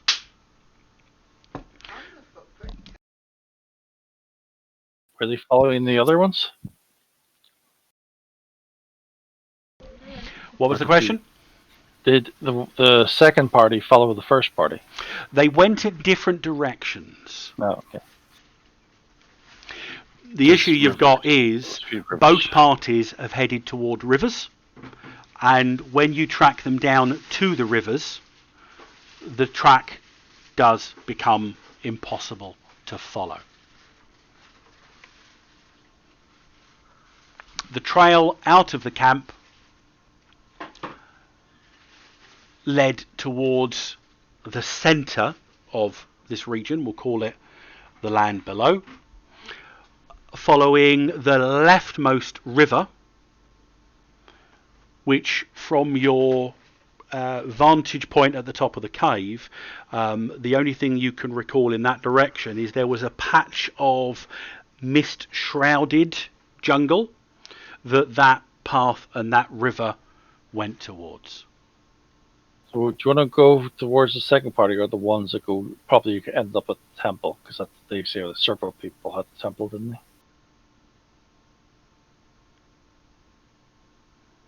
People talking to you. Do we want to follow where the kids were taken? I guess first rescue them. I mean, all the tracks do appear to head in that direction, but as I say, once you get a certain path down the trail, the Adinos tracks disappear, the serpent tracks disappear, but the primitive and single set of tracks from a modern core Earth denizen continue on the left bank of the river. To the left bank of the river, people then.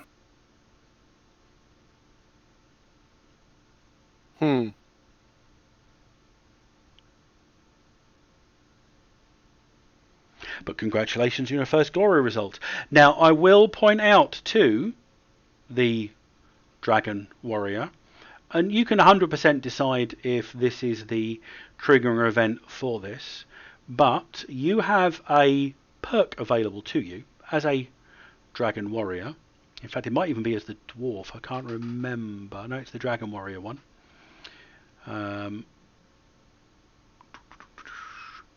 Which is it's not the Forsaken one, it is the Bearded Braided. Prerequisites: Dwarf, at least 3 adds in melee weapons, and must have personally played a glory card. Most Irish dwarves go shaggy when it comes to their beards or hair. It's a sign of the shame they feel for failing to defeat Uthurian on their homeworld. When a dwarf regains his honour, however, he begins to groom again. Bearded braided dwarves lace their hair and beards for males with gold medals etched with their deeds. The honour bolsters the warrior's will and pride, giving her courage to carry on despite overwhelming odds, which, if you buy the perk, which you now qualify, grants you an extra wound. Yay! Meaning you would get defeated at 5 wounds, not 4. I wrote it down in my notes so that I've played the glory card, so I know in advance next time.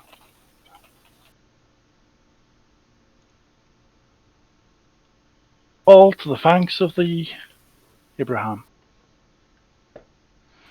Thank you. So, are you following the tracks that you can see? I give my vote for the Core footprints. Yep, we'll go with that. None of these trackers. Well, the trail leads towards the centre of the land below, along the leftmost bank of the leftmost river. As I said, you recall it leading to a fog-shrouded area further ahead.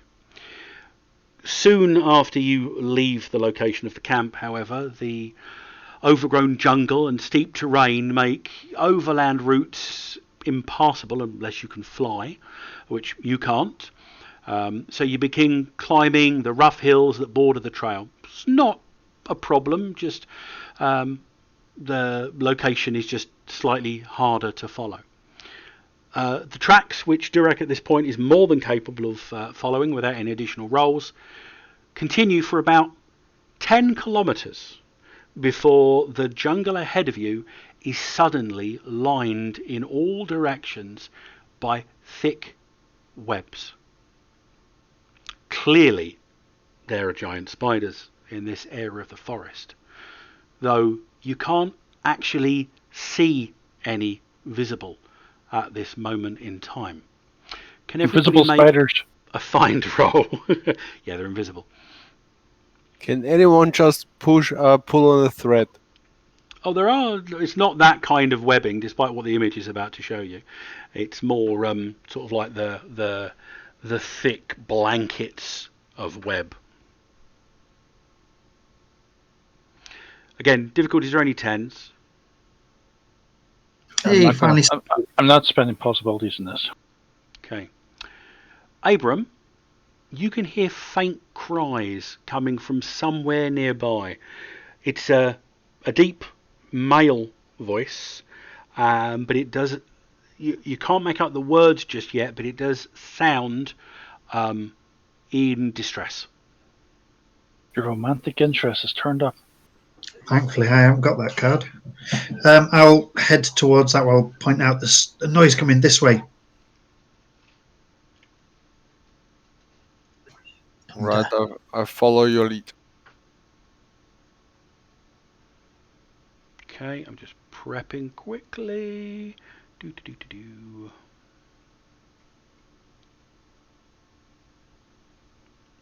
Come on, where's the L's gone? Did you say ogre? No, L's. Everything's in alphabetical order. And I want that to be not I wonder why I visible. heard ogre then. Right. You follow the sound to a 2-meter diameter hole in the earth covered by thick webs. Who is with Abram? And Abram that's the hole in front of him. It says 2 meter, no, it's only 1 meter on the map. If I put, you won't worry about Dr. Dick or Theo, we'll leave them off the map for the minute. Place yourselves. Oh, hang on. Yeah, don't worry, I've not shared it, that's why.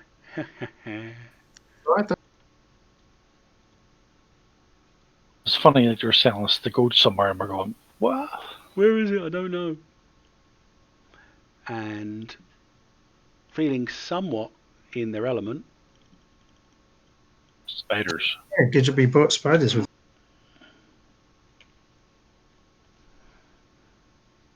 Like, this is all your adventure then, Mr. Resident person who hasn't got a picture? So, Abram, you're the one that's discovered the hole. The rest of you can place yourself pretty much anywhere on the entire map. As Abram, where's the hole?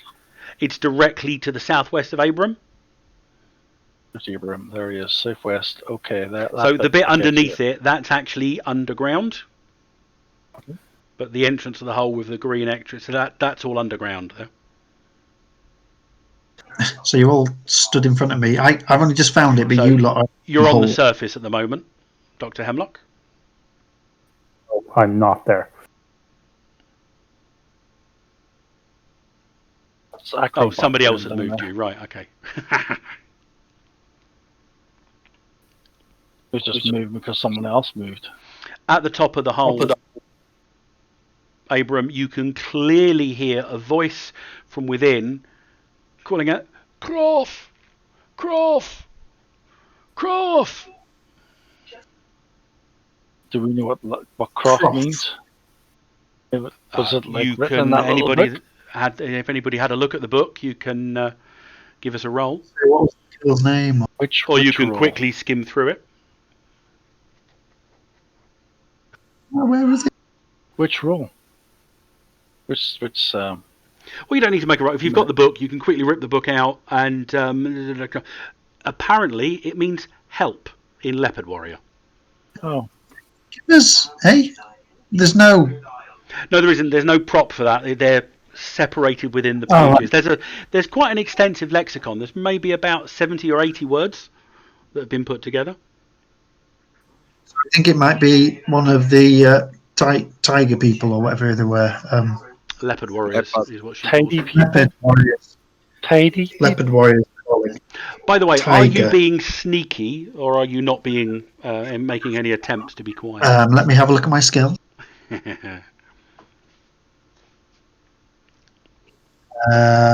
Stealth. Oh, it's Dex. Go on, I'll be as stealthy as I can be. Okay. The dwarf isn't making any efforts to be quiet, and as a result, as you approach the hole, obviously whoever is making the noise hears you making noise, and the cries become louder and more frantic.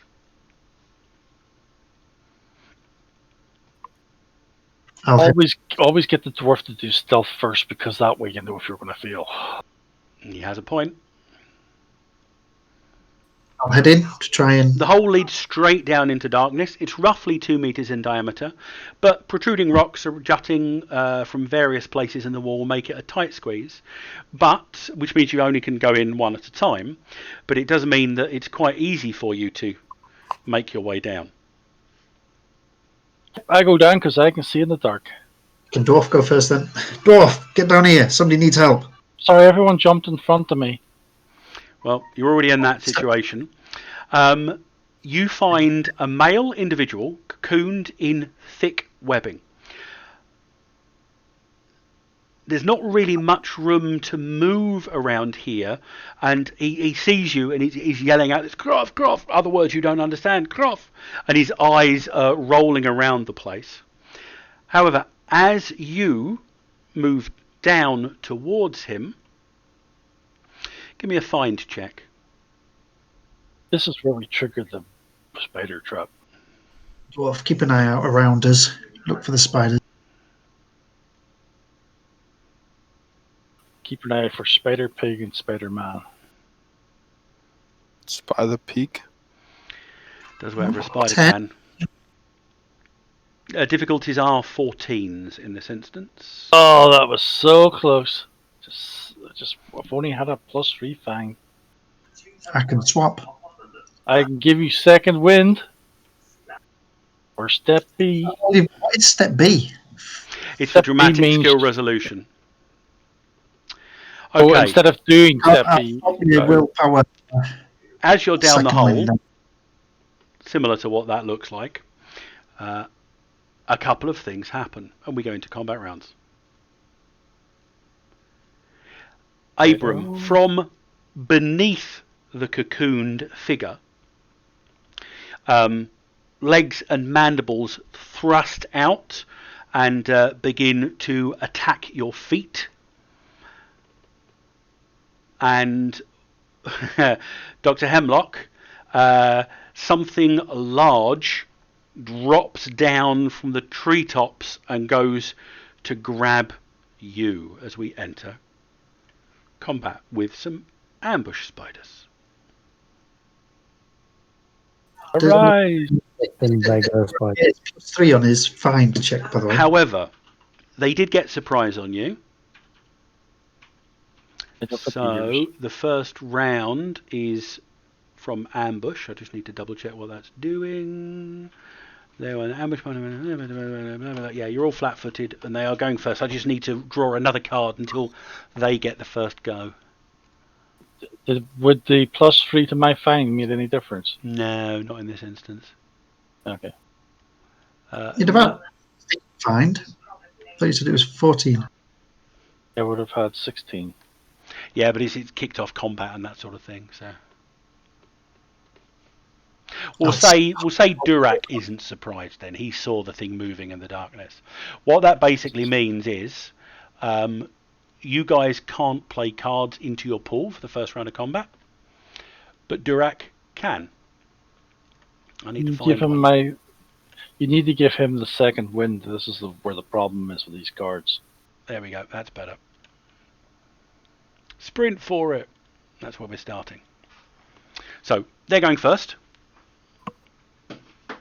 Approved actions are intimidate and maneuver. So firstly, number 2 bites at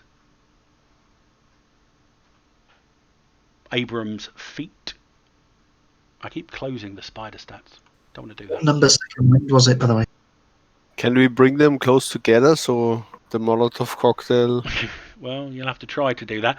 That's what, for example, you could do a maneuver with the player's call being, I would like to drag this spider and this spider closer together in order to do X, Y, Z. But they're going first. Abram, I'll play my cousin card then. which is? Survival of the fittest. No one Okay, so gets any wounded. wound modifiers this combat, or for now, you're not getting minuses from. So, Abram, what is your unarmed combat? 10. Okay, that is a bonus number Woo! of 5, which gives him a 16. So the the spider's front legs and claws dart out, and it sinks its teeth into the meat of your thigh. You are flat-footed, so it's doing 1 bonus die of damage. It got more than 5 over your defense. It's doing another bonus die of damage. You would get an extra 5 meters of movement or an extra 15 if you decide to run. So it's doing 4, 7, and because I've got them, I'm going to use one of my 8 possibilities to actually roll the dice again and get more bonus. So it actually got a 33. That's a 10, which is enough to do 2 bonus dice of damage. So 4, 7, 10 onto its basic damage. So what's your toughness? 10. Okay, so it got a 21 on its damage. So that's enough to do 11 result points of damage. So you take 2 wounds and 4 shock. Please make a strength test. Only difficulty 10. If I soak it or whatever it is, possibility soak, does that? You will not get rid of the venom because it has exceeded your toughness. What is it? Sorry, what do I need? Strength test at what? Versus a 10. Come on, strength. Not like that. Oh, what the hell? Let's do possibility on that. Actually, you're very vulnerable, so you're actually... Sorry, I've missed that one. So you're very vulnerable, which puts you down by... It wouldn't have affected it. It just means that you were 4 points easier to hit. But yeah, you can spend a possibility on that. So you got a 3 at the moment. So that's a 10, so that's an 11. So that's a 0 modifier. What is your strength? No, that's 13. Sorry? Oh, 13, yeah, which is a bonus number of 3. 1. It's a bonus number of 1. Oh, so that's 9. I'm 8, I'm 9. Right, okay. Are you doing anything, or can you do anything to improve that? You can't play cards this round, unfortunately, so not. Okay, Durak, you see the fangs of this thing sink into Abram's leg. You take 2 wounds and 4 shock, Abram. Soak it? You can try to soak it if you want to, yeah. Use your reality skill. Reality. Again, it's a difficulty of 10, 15, 20, depending on how well you get, but you've got to spend a possibility to do that. I'll do that. Why are you telling me that he got bitten? Because you're immediately behind him. Okay, so that was enough to reduce it by 1. So you take 1 wound and no shock.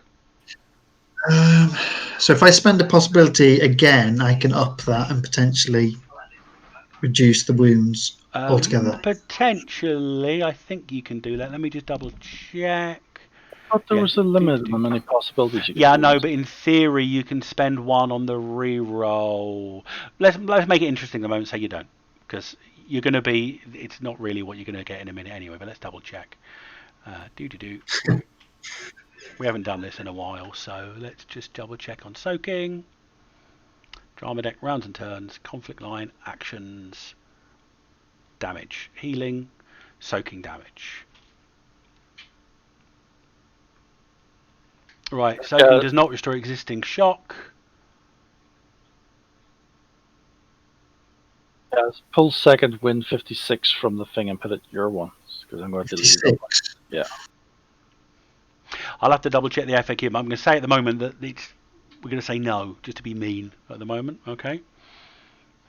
So would I take 1 wound and that's it? You take 1 wound, no shock. However, you feel, and Durak, with your improved night vision, you see sort of a bright blue ichor burst from around the thing's fangs, where obviously the amount of poison it injected into the wound exceeds the ability of the wound to take it.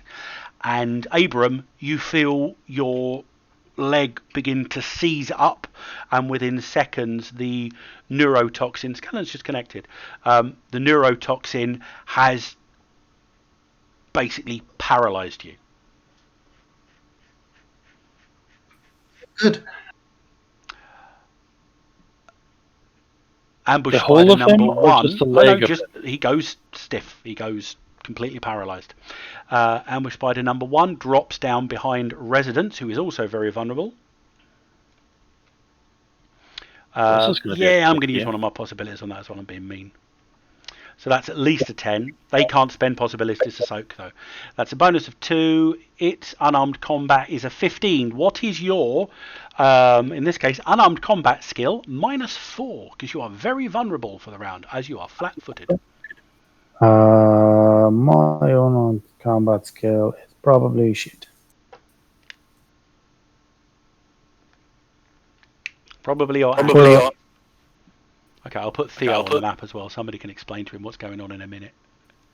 If it's 0, then It'll be just your dex. it's 8.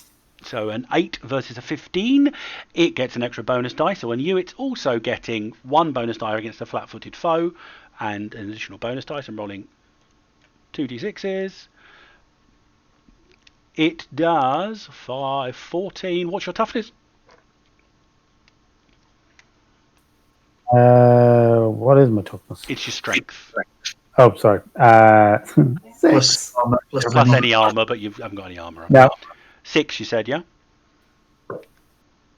Okay, you also need to make a strength check, DC 10. D10. You're taking less damage than Abram. They only got 7 result points on you, so that's going to be 1 wound and 2 shock. Right, so first off, you take 1 wound and 2 points of shock damage. And unless you do something on that strength check, you also feel yourself going stiff. So I'll throw a possibility for that. Okay, difficulty, it's only a 10. You need to get you're going to have if you get an outstanding success, you resist it entirely, but otherwise you're going to be a bit slow. So that's a 12. Okay. That's a bonus number of 0. You still don't succeed. So you are also feeling your muscles go stiff as the venom begins to paralyze you. So 1 wound and 2 shock, unless you spend an additional possibility to soak it. So you need to mark off the possibilities you spent at the top there as well. Because you should be on 2 because you were on 4 a minute ago. Yeah. Are you going to try and soak?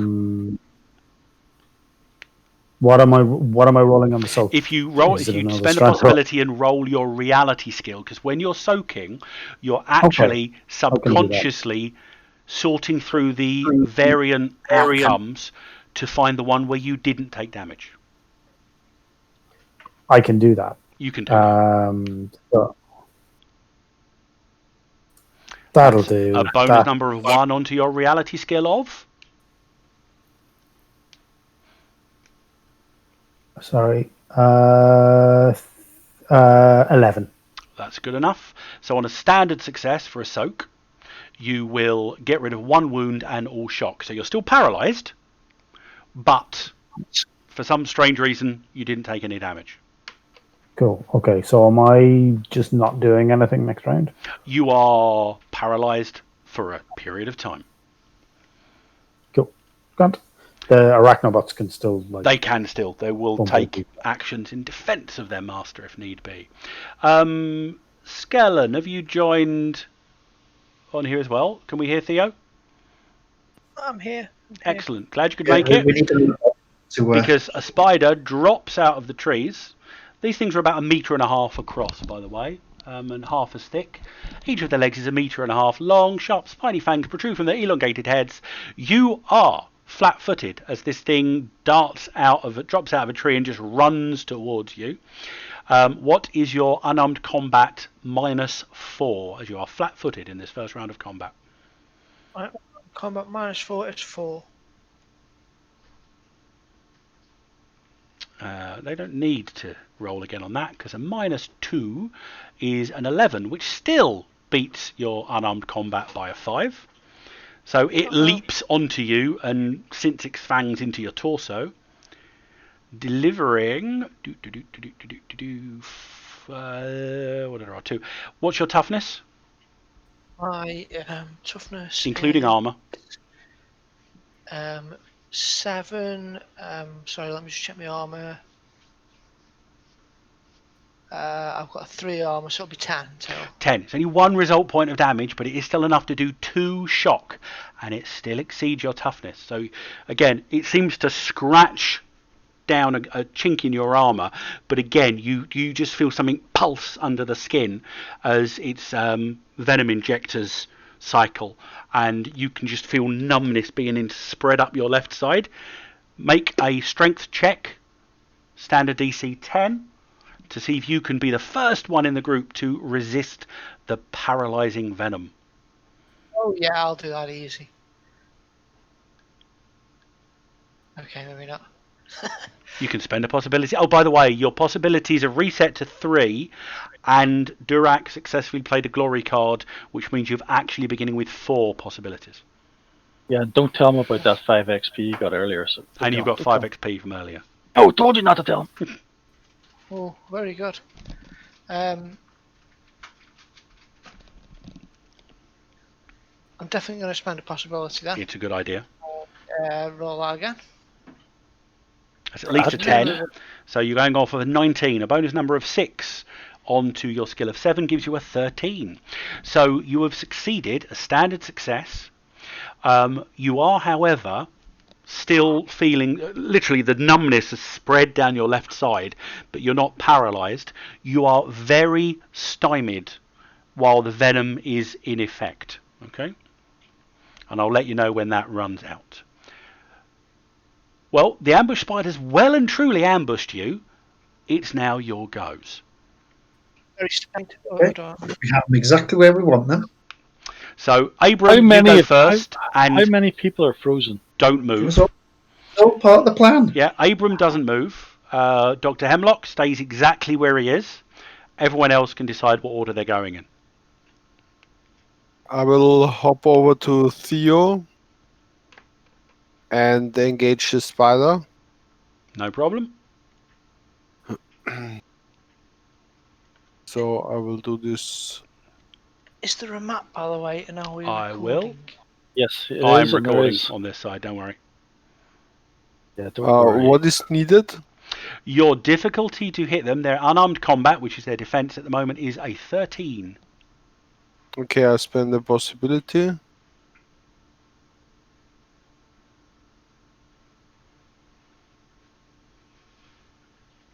So that gives you a 17 total, giving you a bonus number of 4 onto your melee weapons of 14. That's an 18. So that is 5 more than their unarmed combat, so that's enough to be a good success. So you will roll an additional bonus die for your damage. Their toughness is 8. So that's 2 plus 13 from the katana. So that's a 15 versus an 8. That's 7 result points. You bring your sword down. It opens up a jagged wound down the thing's thorax, almost severing one of its legs, but it is still going. Can I add 2 shock to it? If you want to, you can declare it afterwards. Yeah. So you Kai strike. So there's a yeah, that's right. or whatever you do to do the appropriate karate movie. It's plus 2 melee damage for one shock, actually. So you were doing, what did I say you did? 15. It was a 17 then, right? No. That was a 7, so that would do 9 results. You'd need to do 1 more. You need to get to a 10. If that's not going to do... So katana is armor piercing 2. Oh, damage that's good. Okay, 3. so yeah, they've got 1 point of you do an additional point. So that's actually 2 wounds and 4 shock. So not only do you open the ragged wound, but as you bring the katana around and you fling it, and then you just punch straight down through the thing's head, and it twitches, its legs curl up underneath it, and it goes still. I stomp on its head. Put a card in your pool. Squish. You should be on 50 XP total after this, Scallon.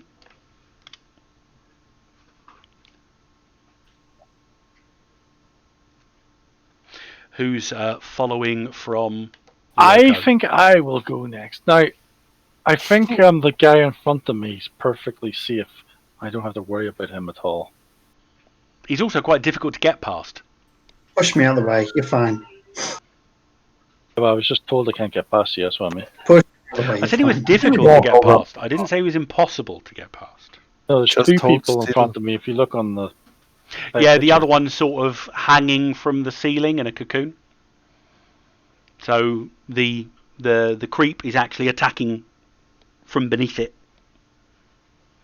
So while it's there, it's actually more like there. I will try and get past here, and hopefully someone will take out the other spider. And I will intimidate the spider in front of me. Okay, I'm going to give Bye. you. You're going to get a minus. Essentially, you're going to be stymied on this because of the having to get past Abram. So See, Abram, see. Fine. Minus what? -2, just stymied. Not very stymied. God, this is going to make this rule harder. Right. Do I do a -2 on the Yeah, just you can put a minus. Just reduce your skill by on the modifier? 2. I think the modifier does a. Yeah, that will do it the same, I think, because the modifier will apply to the total, not the roll on the dice. So that's a -1 to begin with. So you've got an action total of 7 at the moment. I will possibility.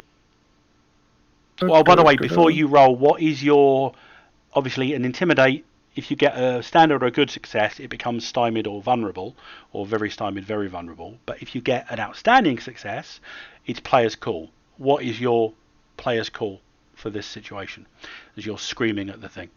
My player's call is it's so terrified of me, it spins around, runs straight into the wall, and kills itself. Okay, so it retreat. The player's call is it's going to retreat deeper into the cave and disengage. Right. Yeah. Thank you for changing it. But as long as it vanishes from the thing, that's good for me. Now, I believe on Intimidate you're looking at going versus its spirit in this case, which is only a 6.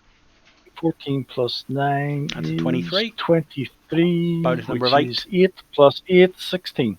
16 versus 6 is enough for a player's call. Oh, wait a minute. 16. -2. Yes, so 14. Okay, not enough for a Right. player's call. Do you want to make it very stymied or very vulnerable? And you get a second chance card for doing Intimidate, which is an approved action. The one that means it hits us less. Very stymied. And that is ambush number 2. The card Where I the have to effects put into gone? my pull is FX. useless. Very stymied. Yoink. Is that the right guy? Yes. Next. Who's next? So, Theo or the Arachnobots? I think I should have very stymied on me as well, by the way you said it.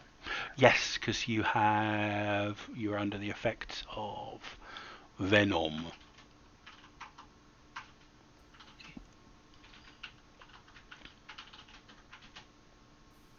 Okay. So- Is Abram injured? Abram is down a hole, paralysed at the moment. Wounded, though I have a wound, if He that's is what you mean. injured, yeah.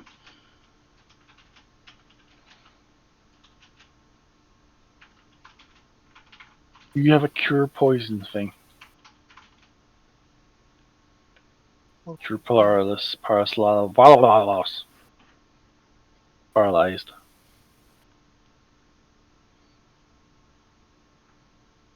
Is it Theo going next then?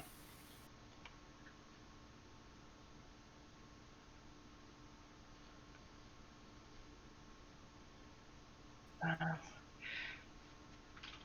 think Just- he's got a spider adjacent to him, has he? I'm adjacent to him. Ish. Durak is engaging with the spider as well. In fact, probably by pushing past him, Durak's probably shoved the inert form of Abram behind him. In that case, that makes my move very easy. I'll step to there, and I'll perform a miracle upon him. And, Which and Which heal him of his prayer are wounds. you doing? I'm going to do a miracle of healing. So I will get the book and I'll read a parable of rising up from being. It's very wounded. stymied. Does it make -2 or something? Is it just to attack or is it to everything? It's everything. Well, I'm dead good at it, so. Yeah, well, your difficulty is only 10s on this one, so it's a standard. So he said that he's very good at it, so you know what's going to happen. Yep. Oh, here we go. So it's a. So you reach down into the dark hole and lay hands upon whatever part of Abram you can reach, which is probably his head. I'm probably lying down, falling over. Yeah. Hmm. So you generate a faith total. And I didn't put my star read on that, so but I want to spend a possibility anyway.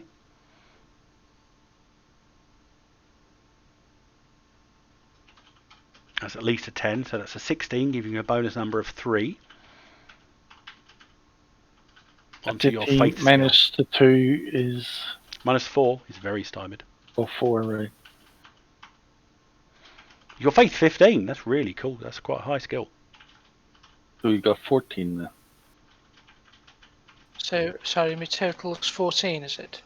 Mm-hmm. All right, okay. And then outstanding success, is that 4 above the target number? No, outstanding is 10 above the target number. If Is you get good 5, then it's a good. Oh, I'm one off getting good, am I? It's alright, you Oh, only well. had 1 wound. Oh, well, yeah, okay. Well, it was enough to heal his wound, so there you go, sir. Okay. Thank you.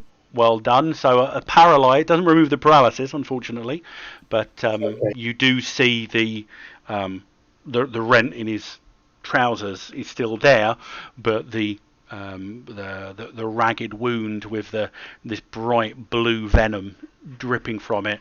It's like the venom just gets pushed out of the wound, and there's like a pink healing scar over the top of it. Well done, Dr. Hemlock. What are your minions doing? With an odd sense of familiarity and a deep feeling that they're trying to steal my thunder, like every other fucker in this group.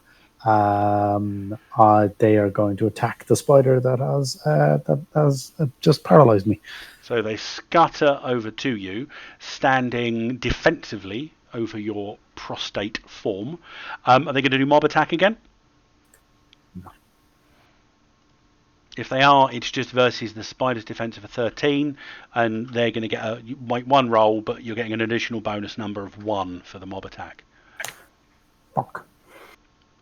That is a -2 onto their unarmed combat. Shit. Plus the 1. Yeah, so a Which is gonna -1 be onto their unarmed combat.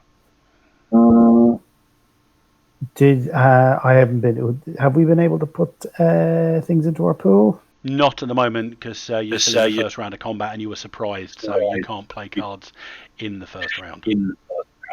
Grant. Okay. Then I'll leave it. So I'll just share the prop of Kathy's journal for Skellen as well. Oh, by the way, you're in. Okay, I'll explain to Skellen later on what actually happened.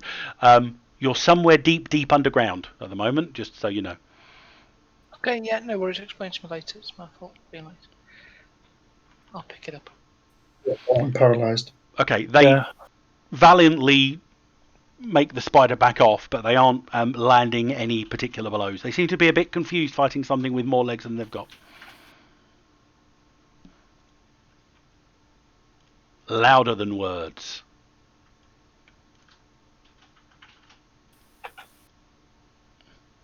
Attack and intimidate and taunts suffer a -10 penalty this round, as somewhere off in the distance of the jungle, some titanic beasts which are locked in a quick frenetic battle, their roaring cries echo over the jungle canopy.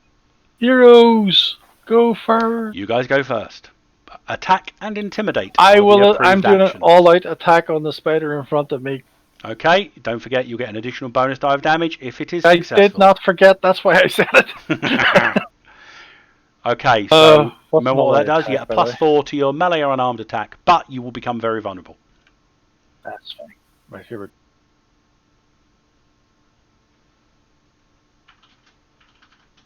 And So plus that's 4 to that. currently a 16. Which is enough to hit, not enough to do any additional bonus dice, though. No, it's okay. I've got a bonus dice. Get a bonus dice automatically. So I will take that. Okay. I will throw the bonus dice now. Wait a minute. I'll do it from here. Dice for it. So that's 18 AP2. It's 10 result points, which is enough to do 2 wounds and 4 shock, as you basically eviscerate the spider. Yay! I get a card, and I You move do a card indeed, across. and you can play a card. Oh, Skellen, how many cards you currently got in your hand? Hand 3. It's a Cosm card as well. Yeah. I put one into my pool because I presume I got the Not situation. allowed to. Yeah, no, you were flat-footed. You can't do that in the first round, unfortunately. Oh, so okay. take it back. I'll put it back. Does that mean you've got 4 cards in your hand, or 3 still? No, actually, because I didn't delete it. So yes, I have got 3 still. Okay, you should also have that one, the idea card. Oh, why did I do that twice? You get the idea card, not the hero card. Don't know why that clicked twice. Idea 63. Okay, Yeah. thank you. And you also get a new Cosm card when the new act started, which for you is tribalism. You had that one before, or somebody did. I think that might be Gaz. Oh yes, I remember. Who's going next? Since there's only 3 of us who can do anything. I had that one. Theo, Ryoko. Rocco, Yep. go and kill that other spider. You know you want to.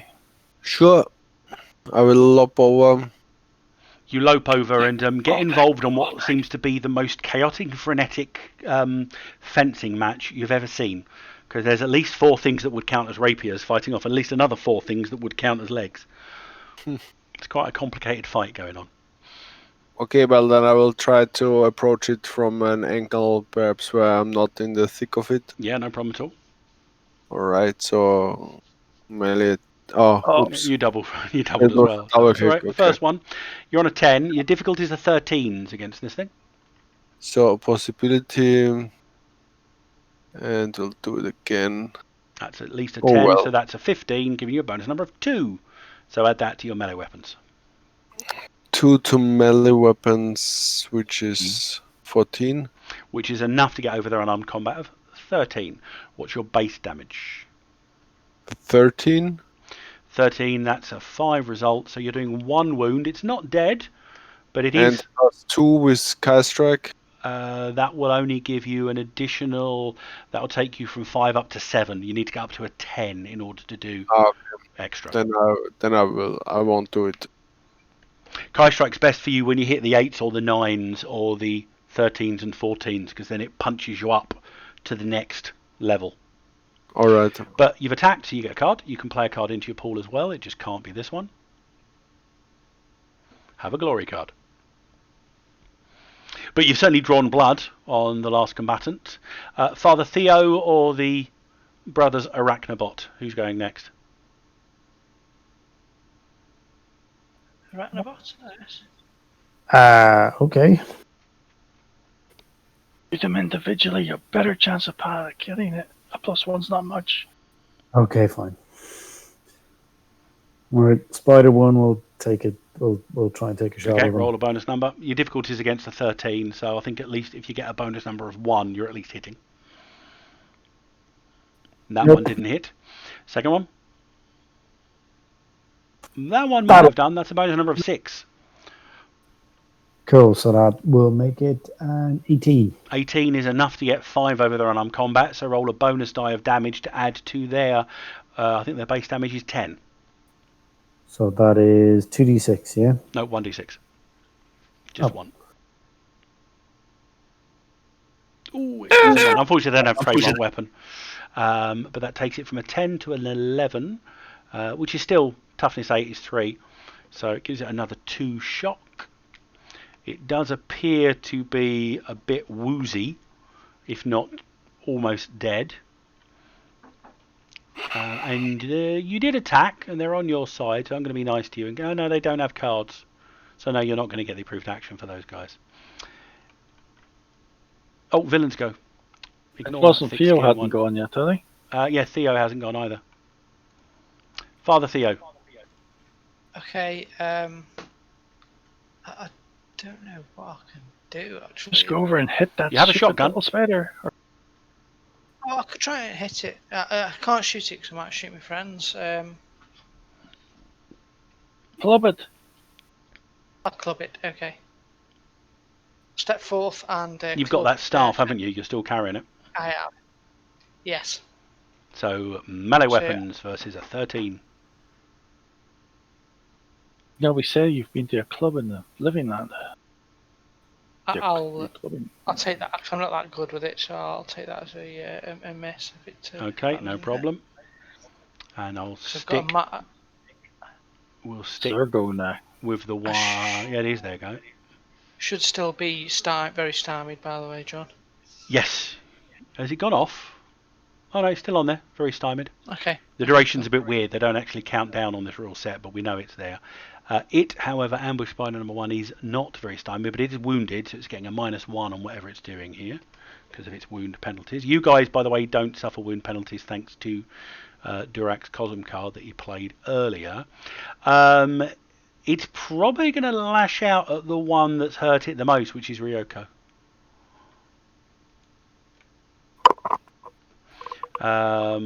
Okay, ignore the -1 because that's a 16. That's a 3 on to its unarmed combat of 16. 15. What's your melee weapons defense, Ryoko? How do I know this? It's just your melee weapons skill. You're defending with a sword, so 14. your difficulty to be hit. Okay, so it hits you with a 16. Not enough to do any additional damage, and this is where we find out Wait. if the samurai's Right. armor is worth it. Opponent fails. Well, you don't necessarily need to do that until you've seen the result of the outcome, but by all means, keep it aside. What is your toughness? Because it is doing 9 damage with its bite. Wait, yeah.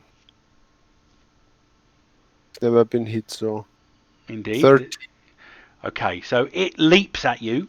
You stumble back from the weight of the thing as its fangs literally scrape down the front of your layered laminar armor, going sort of scritch, ka-tink, ka-tink, ka-tink, ka-tink, and it leaves a trail of that bright blue ichor all the way down it, but it does not penetrate your defenses. All right. Score 1 to the electric samurai. So I don't need the card. No, you don't need to use opponent fails because Correct. you succeeded, so you can keep it. It's a new scene, right? It has been a new scene, yes. Okay. Okay. I rolled thick skin. Any character with a natural armor rating gains a +1 toughness for this round for just reasons. The spider seems to get a bit of breath back, and it's inspired, so it takes another stab, quite literally, at Ryoko. I'm going to use one of my villain possibilities to give it a reroll, which counts as at least a 10, so that's a 22, but I've got less of them left now. That's a bonus number of 8 on its unarmed combat, so 21. A 20 hits you with at least 1 bonus die of damage. Opponent fails. Well, again, wait to see what it rolls. That's a 12. It still can't get through your armor. Okay. You're wrestling with the thing, but it just cannot get through your defenses. All right, then I will fire off my lightning shed again. Yeah, it's a new scene, so you can do that. Yeah, I will do it. So that was wait, let's see. Roll a bonus die and add it to, I think it's the 12 it starts with. 12, yes. So come on, baby. No. Can I That's a reroll that 13. one? You can't, unfortunately, but it's enough. So, Theo, you're closest to this. So you're probably the only person that gets to see the full appreciation. Ryoko, with this huge arachnid literally almost swamping her on the ground, they're wrestling, and you just hear it briefly. You hear sort of a charging up of electricity, and it goes to a point, and then there's suddenly a loud, and the thing just flies off the diminutive Asian woman, and it lands with its back against the tree. Something snaps, and its body collapses, legs twitching and steaming on the floor. Now that is anti-personnel. Uncharacteristically and very unusually, Theo will be actually speechless and will just stand there with his mouth agape, looking at right. Okay. Devastation she just caused. Barbecued fire spider It legs is indeed. fatigue. There's a smell of burned hair. Everything goes quiet. Everyone can move their cards from their pool back into their hand, and if you've got more than 4, discard down to 4. If you've got less than 4, don't discard anything, and don't refill either. So how are we going to get these stunned people? I could poke them until they die or, wake up. Well, Theo, can you make me a strength check? You? Strength, okay. Yep. Make it so. Oh, I actually rolled above 10. So as this is a resistance to the poison, the very stymied from the poison doesn't actually apply to this one. About 60 seconds, well, probably about another 30 seconds go by, and then the numbness in your side passes.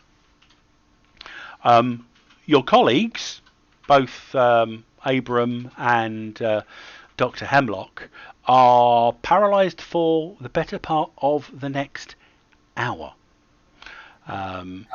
What?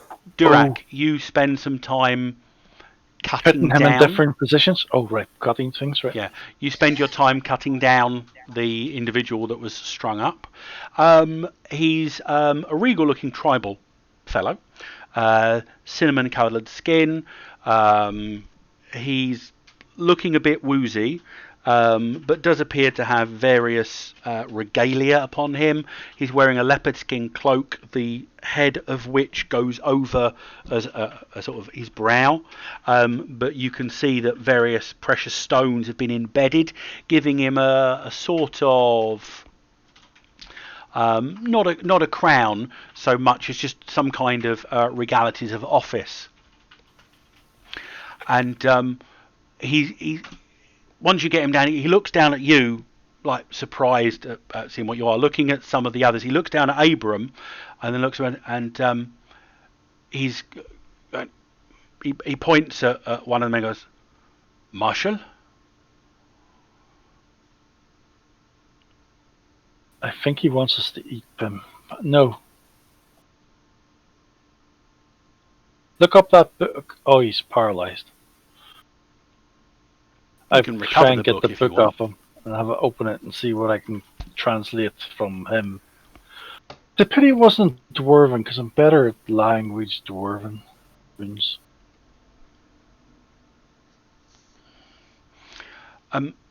He helps you drag Abram out of the hole, and he seems to be quite woozy from his experience, but he's looking around. He's looking to the north, and he points. Spencer Marshall points to the north. Is that the names from the book when I open the book? You don't see those within the book, but then he sees you looking at the book, and he says, Kathy book. You do know there is the name Kathy Marshall on the front of the book. It appears to be her journal. Oh, right, so that'll be her brother Faller person then. Yeah, Faller. I don't think the other guy was called. While you're waiting for the other two to be unparalysed, you manage to use the phonetic dictionary at the back of the book from trial and error to work through. Durak, as you're the one spending time, you become familiar with the dialect. You've got a sort of a broken pidgin English, but you can speak with this individual, and as a result, you can put 1 XP into the language leopard warrior skill. Roll service language. And you have a broken conversation. From the early parts of your conversation, you are able to ascertain that this individual is in fact Prince Chakan, who Kathy spoke about in her journal. He speaks with you, Chakan and Spencer. Find way out. Come back for Kathy and Wes, but attacked by Daruni. Daruni take Spencer. Must rescue. No time. Bad. Bad. And he gestures to the north again. We will assist you, I say. Good. Travel. North. Quick. Quick. Spencer. Bad trouble. We have to wait for these ones to get unspiderized. Is there some way we could make a like a stretcher type thing for them? We so could that tie them it's to not the spider bots. You could yeah, do. something like that. Yeah. I will make a roll because Dr. Dick said he was spending points in survival, putting your survival up to 3.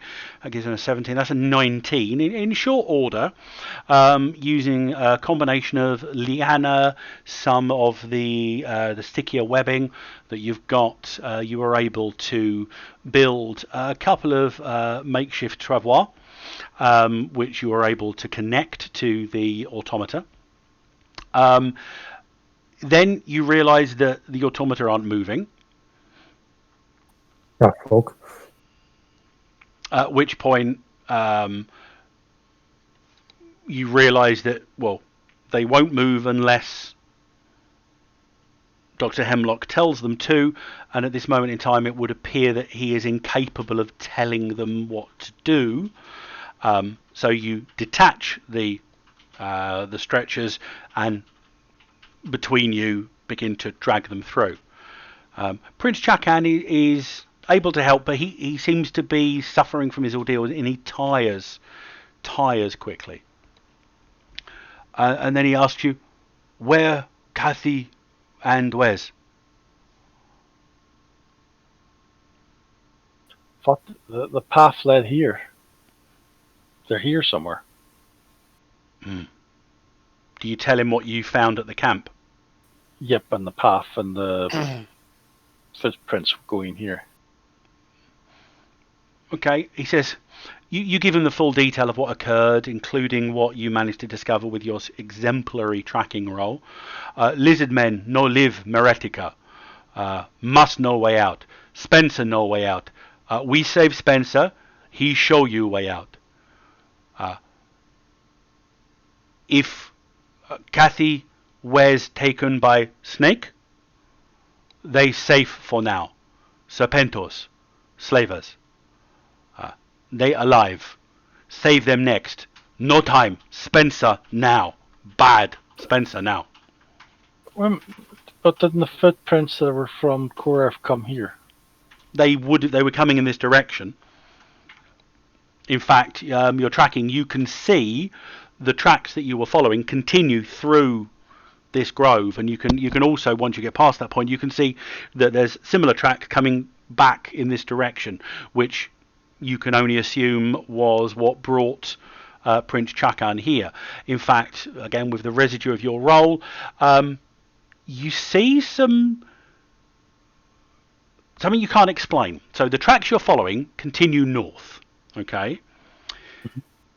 You work out there's a track which would show that Chakan was dragged into the hole after being poisoned by one of these creatures.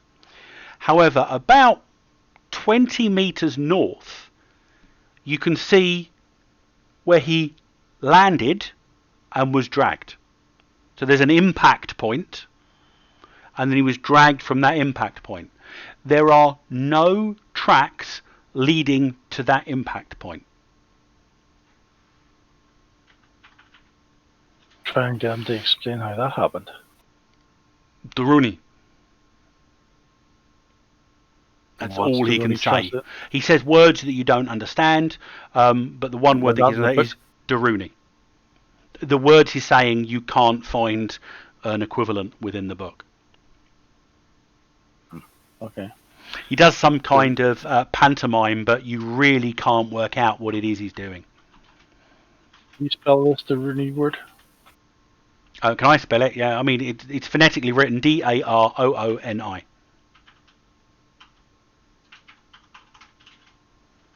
Oh, well, okay. I don't know phonetics. So. Okay. Darooni.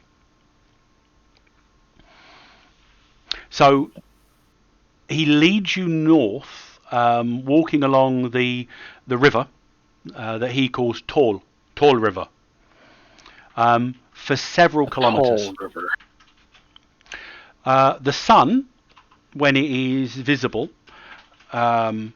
he points and says, "Helafaz." You watch us. And for the hours that you travel, it doesn't move. Doesn't even shift in the sky. Basically a light bulb up there. Yeah, after about 8 hours of walking, by this point, Abram, Dr. Hemlock, you have recovered. You're feeling achy, but other than that, there appear to be no ill effects from the venom. Don't show any sign of recovering and just let them carry me. The prince suggests that you stop and sleep for a while, which gives you a chance to relax, recover. You can prepare whatever equipment you want. I mean, you didn't come in with any provisions or rations, so a couple of you take some experimentation and go out and recover some food from the bush. We could do survival. Is that what that's for? Survival? Yeah, you can make a survival roll if you want. The prince appears to be not particularly good. You find some... Abram doesn't do particularly well either. You each manage to find some berries that when you ask your local expert if they're any good, he basically shakes his head, again quite exhausted, and just gestures that that's not a good thing. And he suggests that you camp. When one of you says, somebody says, the doctor says, shouldn't we wait until it gets dark to camp and travel tomorrow? And the prince looks at him with absolute non-understanding at the words he's using. The doctor seems to pantomime like the sun going down, and again, it's a complete look of confusion on the Leopard Prince's face at any of these concepts. And after a few hours rest, you realise there would appear not to be night here. If the sun is static in the sky where it is, darkness occurs where there is shadow. There would not appear to be a night time here. Okay, Prince Chakan, we don't get him either. He nods. Dirac, you inquire further about the Daruni, and it seems to be the only subject of conversation that appears to bring him out of his sort of exhausted stupor. His answers are quite short and clipped otherwise, but he tells you that the Daruni hunt leopard warriors. Daruni hunt everybody. We war long time. Many die. War must end. Chakan have plan, but must rescue friend. Must rescue Spencer. Spencer Marshall. Must rescue him first. So which are the Daruni? I think it's another tribe. So it's not the snakes? No. Snakes, serpentos. They slavers. What are Daruni you not called? slavers. Daruni hunt. What are your tribe called? Leopard warriors, and he bangs his chest. Well, why is theirs like so easy to say compared to the other two? Yeah, so normal. They're Kifi, leopard warriors, Daruni. There are other tribes too. And he gestures volcano people, and he gestures off to the volcano in the distance. There are many tribes within leopard warriors. Some follow leopard totem, others follow other animal gods, animal spirits. Ungrosh, great ape, many, many meters tall. Rock ape, he followed by leopard warriors. Ungrosh mighty, Ungrosh many big. And he sort of gets up and pantomimes what you can only assume is like a mighty gorilla. Why did you not take the name Ip Warriors? They leopard warriors. Ungrosh is god.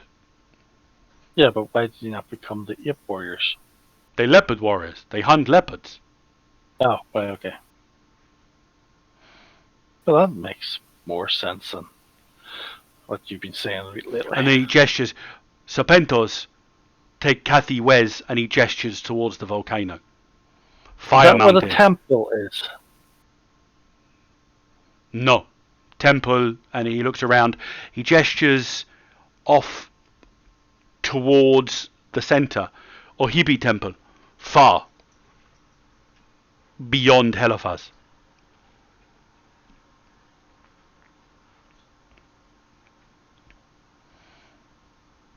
And you rest.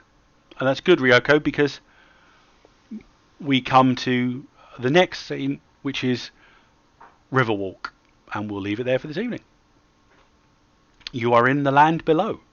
You are in the domed world of Meretica.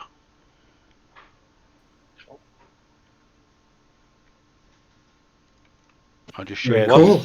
Next time we see spiders, what do you do? That's the view from the cave that they Oh, all look at came the through, light. Skellen. Oh, very good. Oh, sorry, I've lost it again. So when's all these baby spiders going to burst out of his leg then? Luckily, they don't breed through the mouth. Nothing like that happened in those instances. So, before we end, has anybody got less than 4 cards? Because at the end of the scene is when we refresh your cards. I've only got 3. So, Durak, you get transfer. Ooh. Anyone else got less than 4 cards at the beginning of the next scene, so we don't have to worry about it next week? I need to discard one. I mean, is the glory card any good? You can play another glory card if it comes up, and it'll give you a bonus XP, and it will again increase the hand size by 1. Oh, it reminds me, you've all got a hand size of 5. The thing draw about up to glory 5. cards are some Okay. perks you have to have spent a glory card to get them. So, Hemlock, how many cards have you got in your hand currently? 4. So you get a 5th one, thanks to the glory card. Oh, I need another one. Sorry. You get the action card, Hemlock. Theo, how many cards have you got in your hand?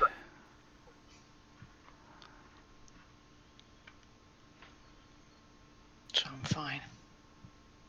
You got 4. Yeah.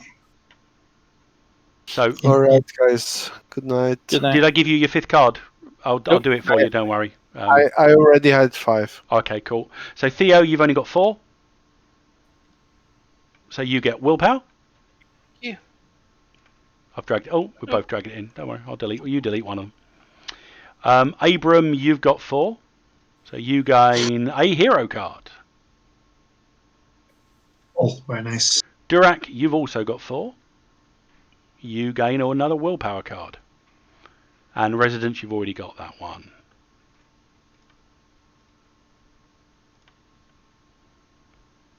Take the mind cards, because mind is my weak one. This is my charisma. Okay, I'm going to stop the recording now.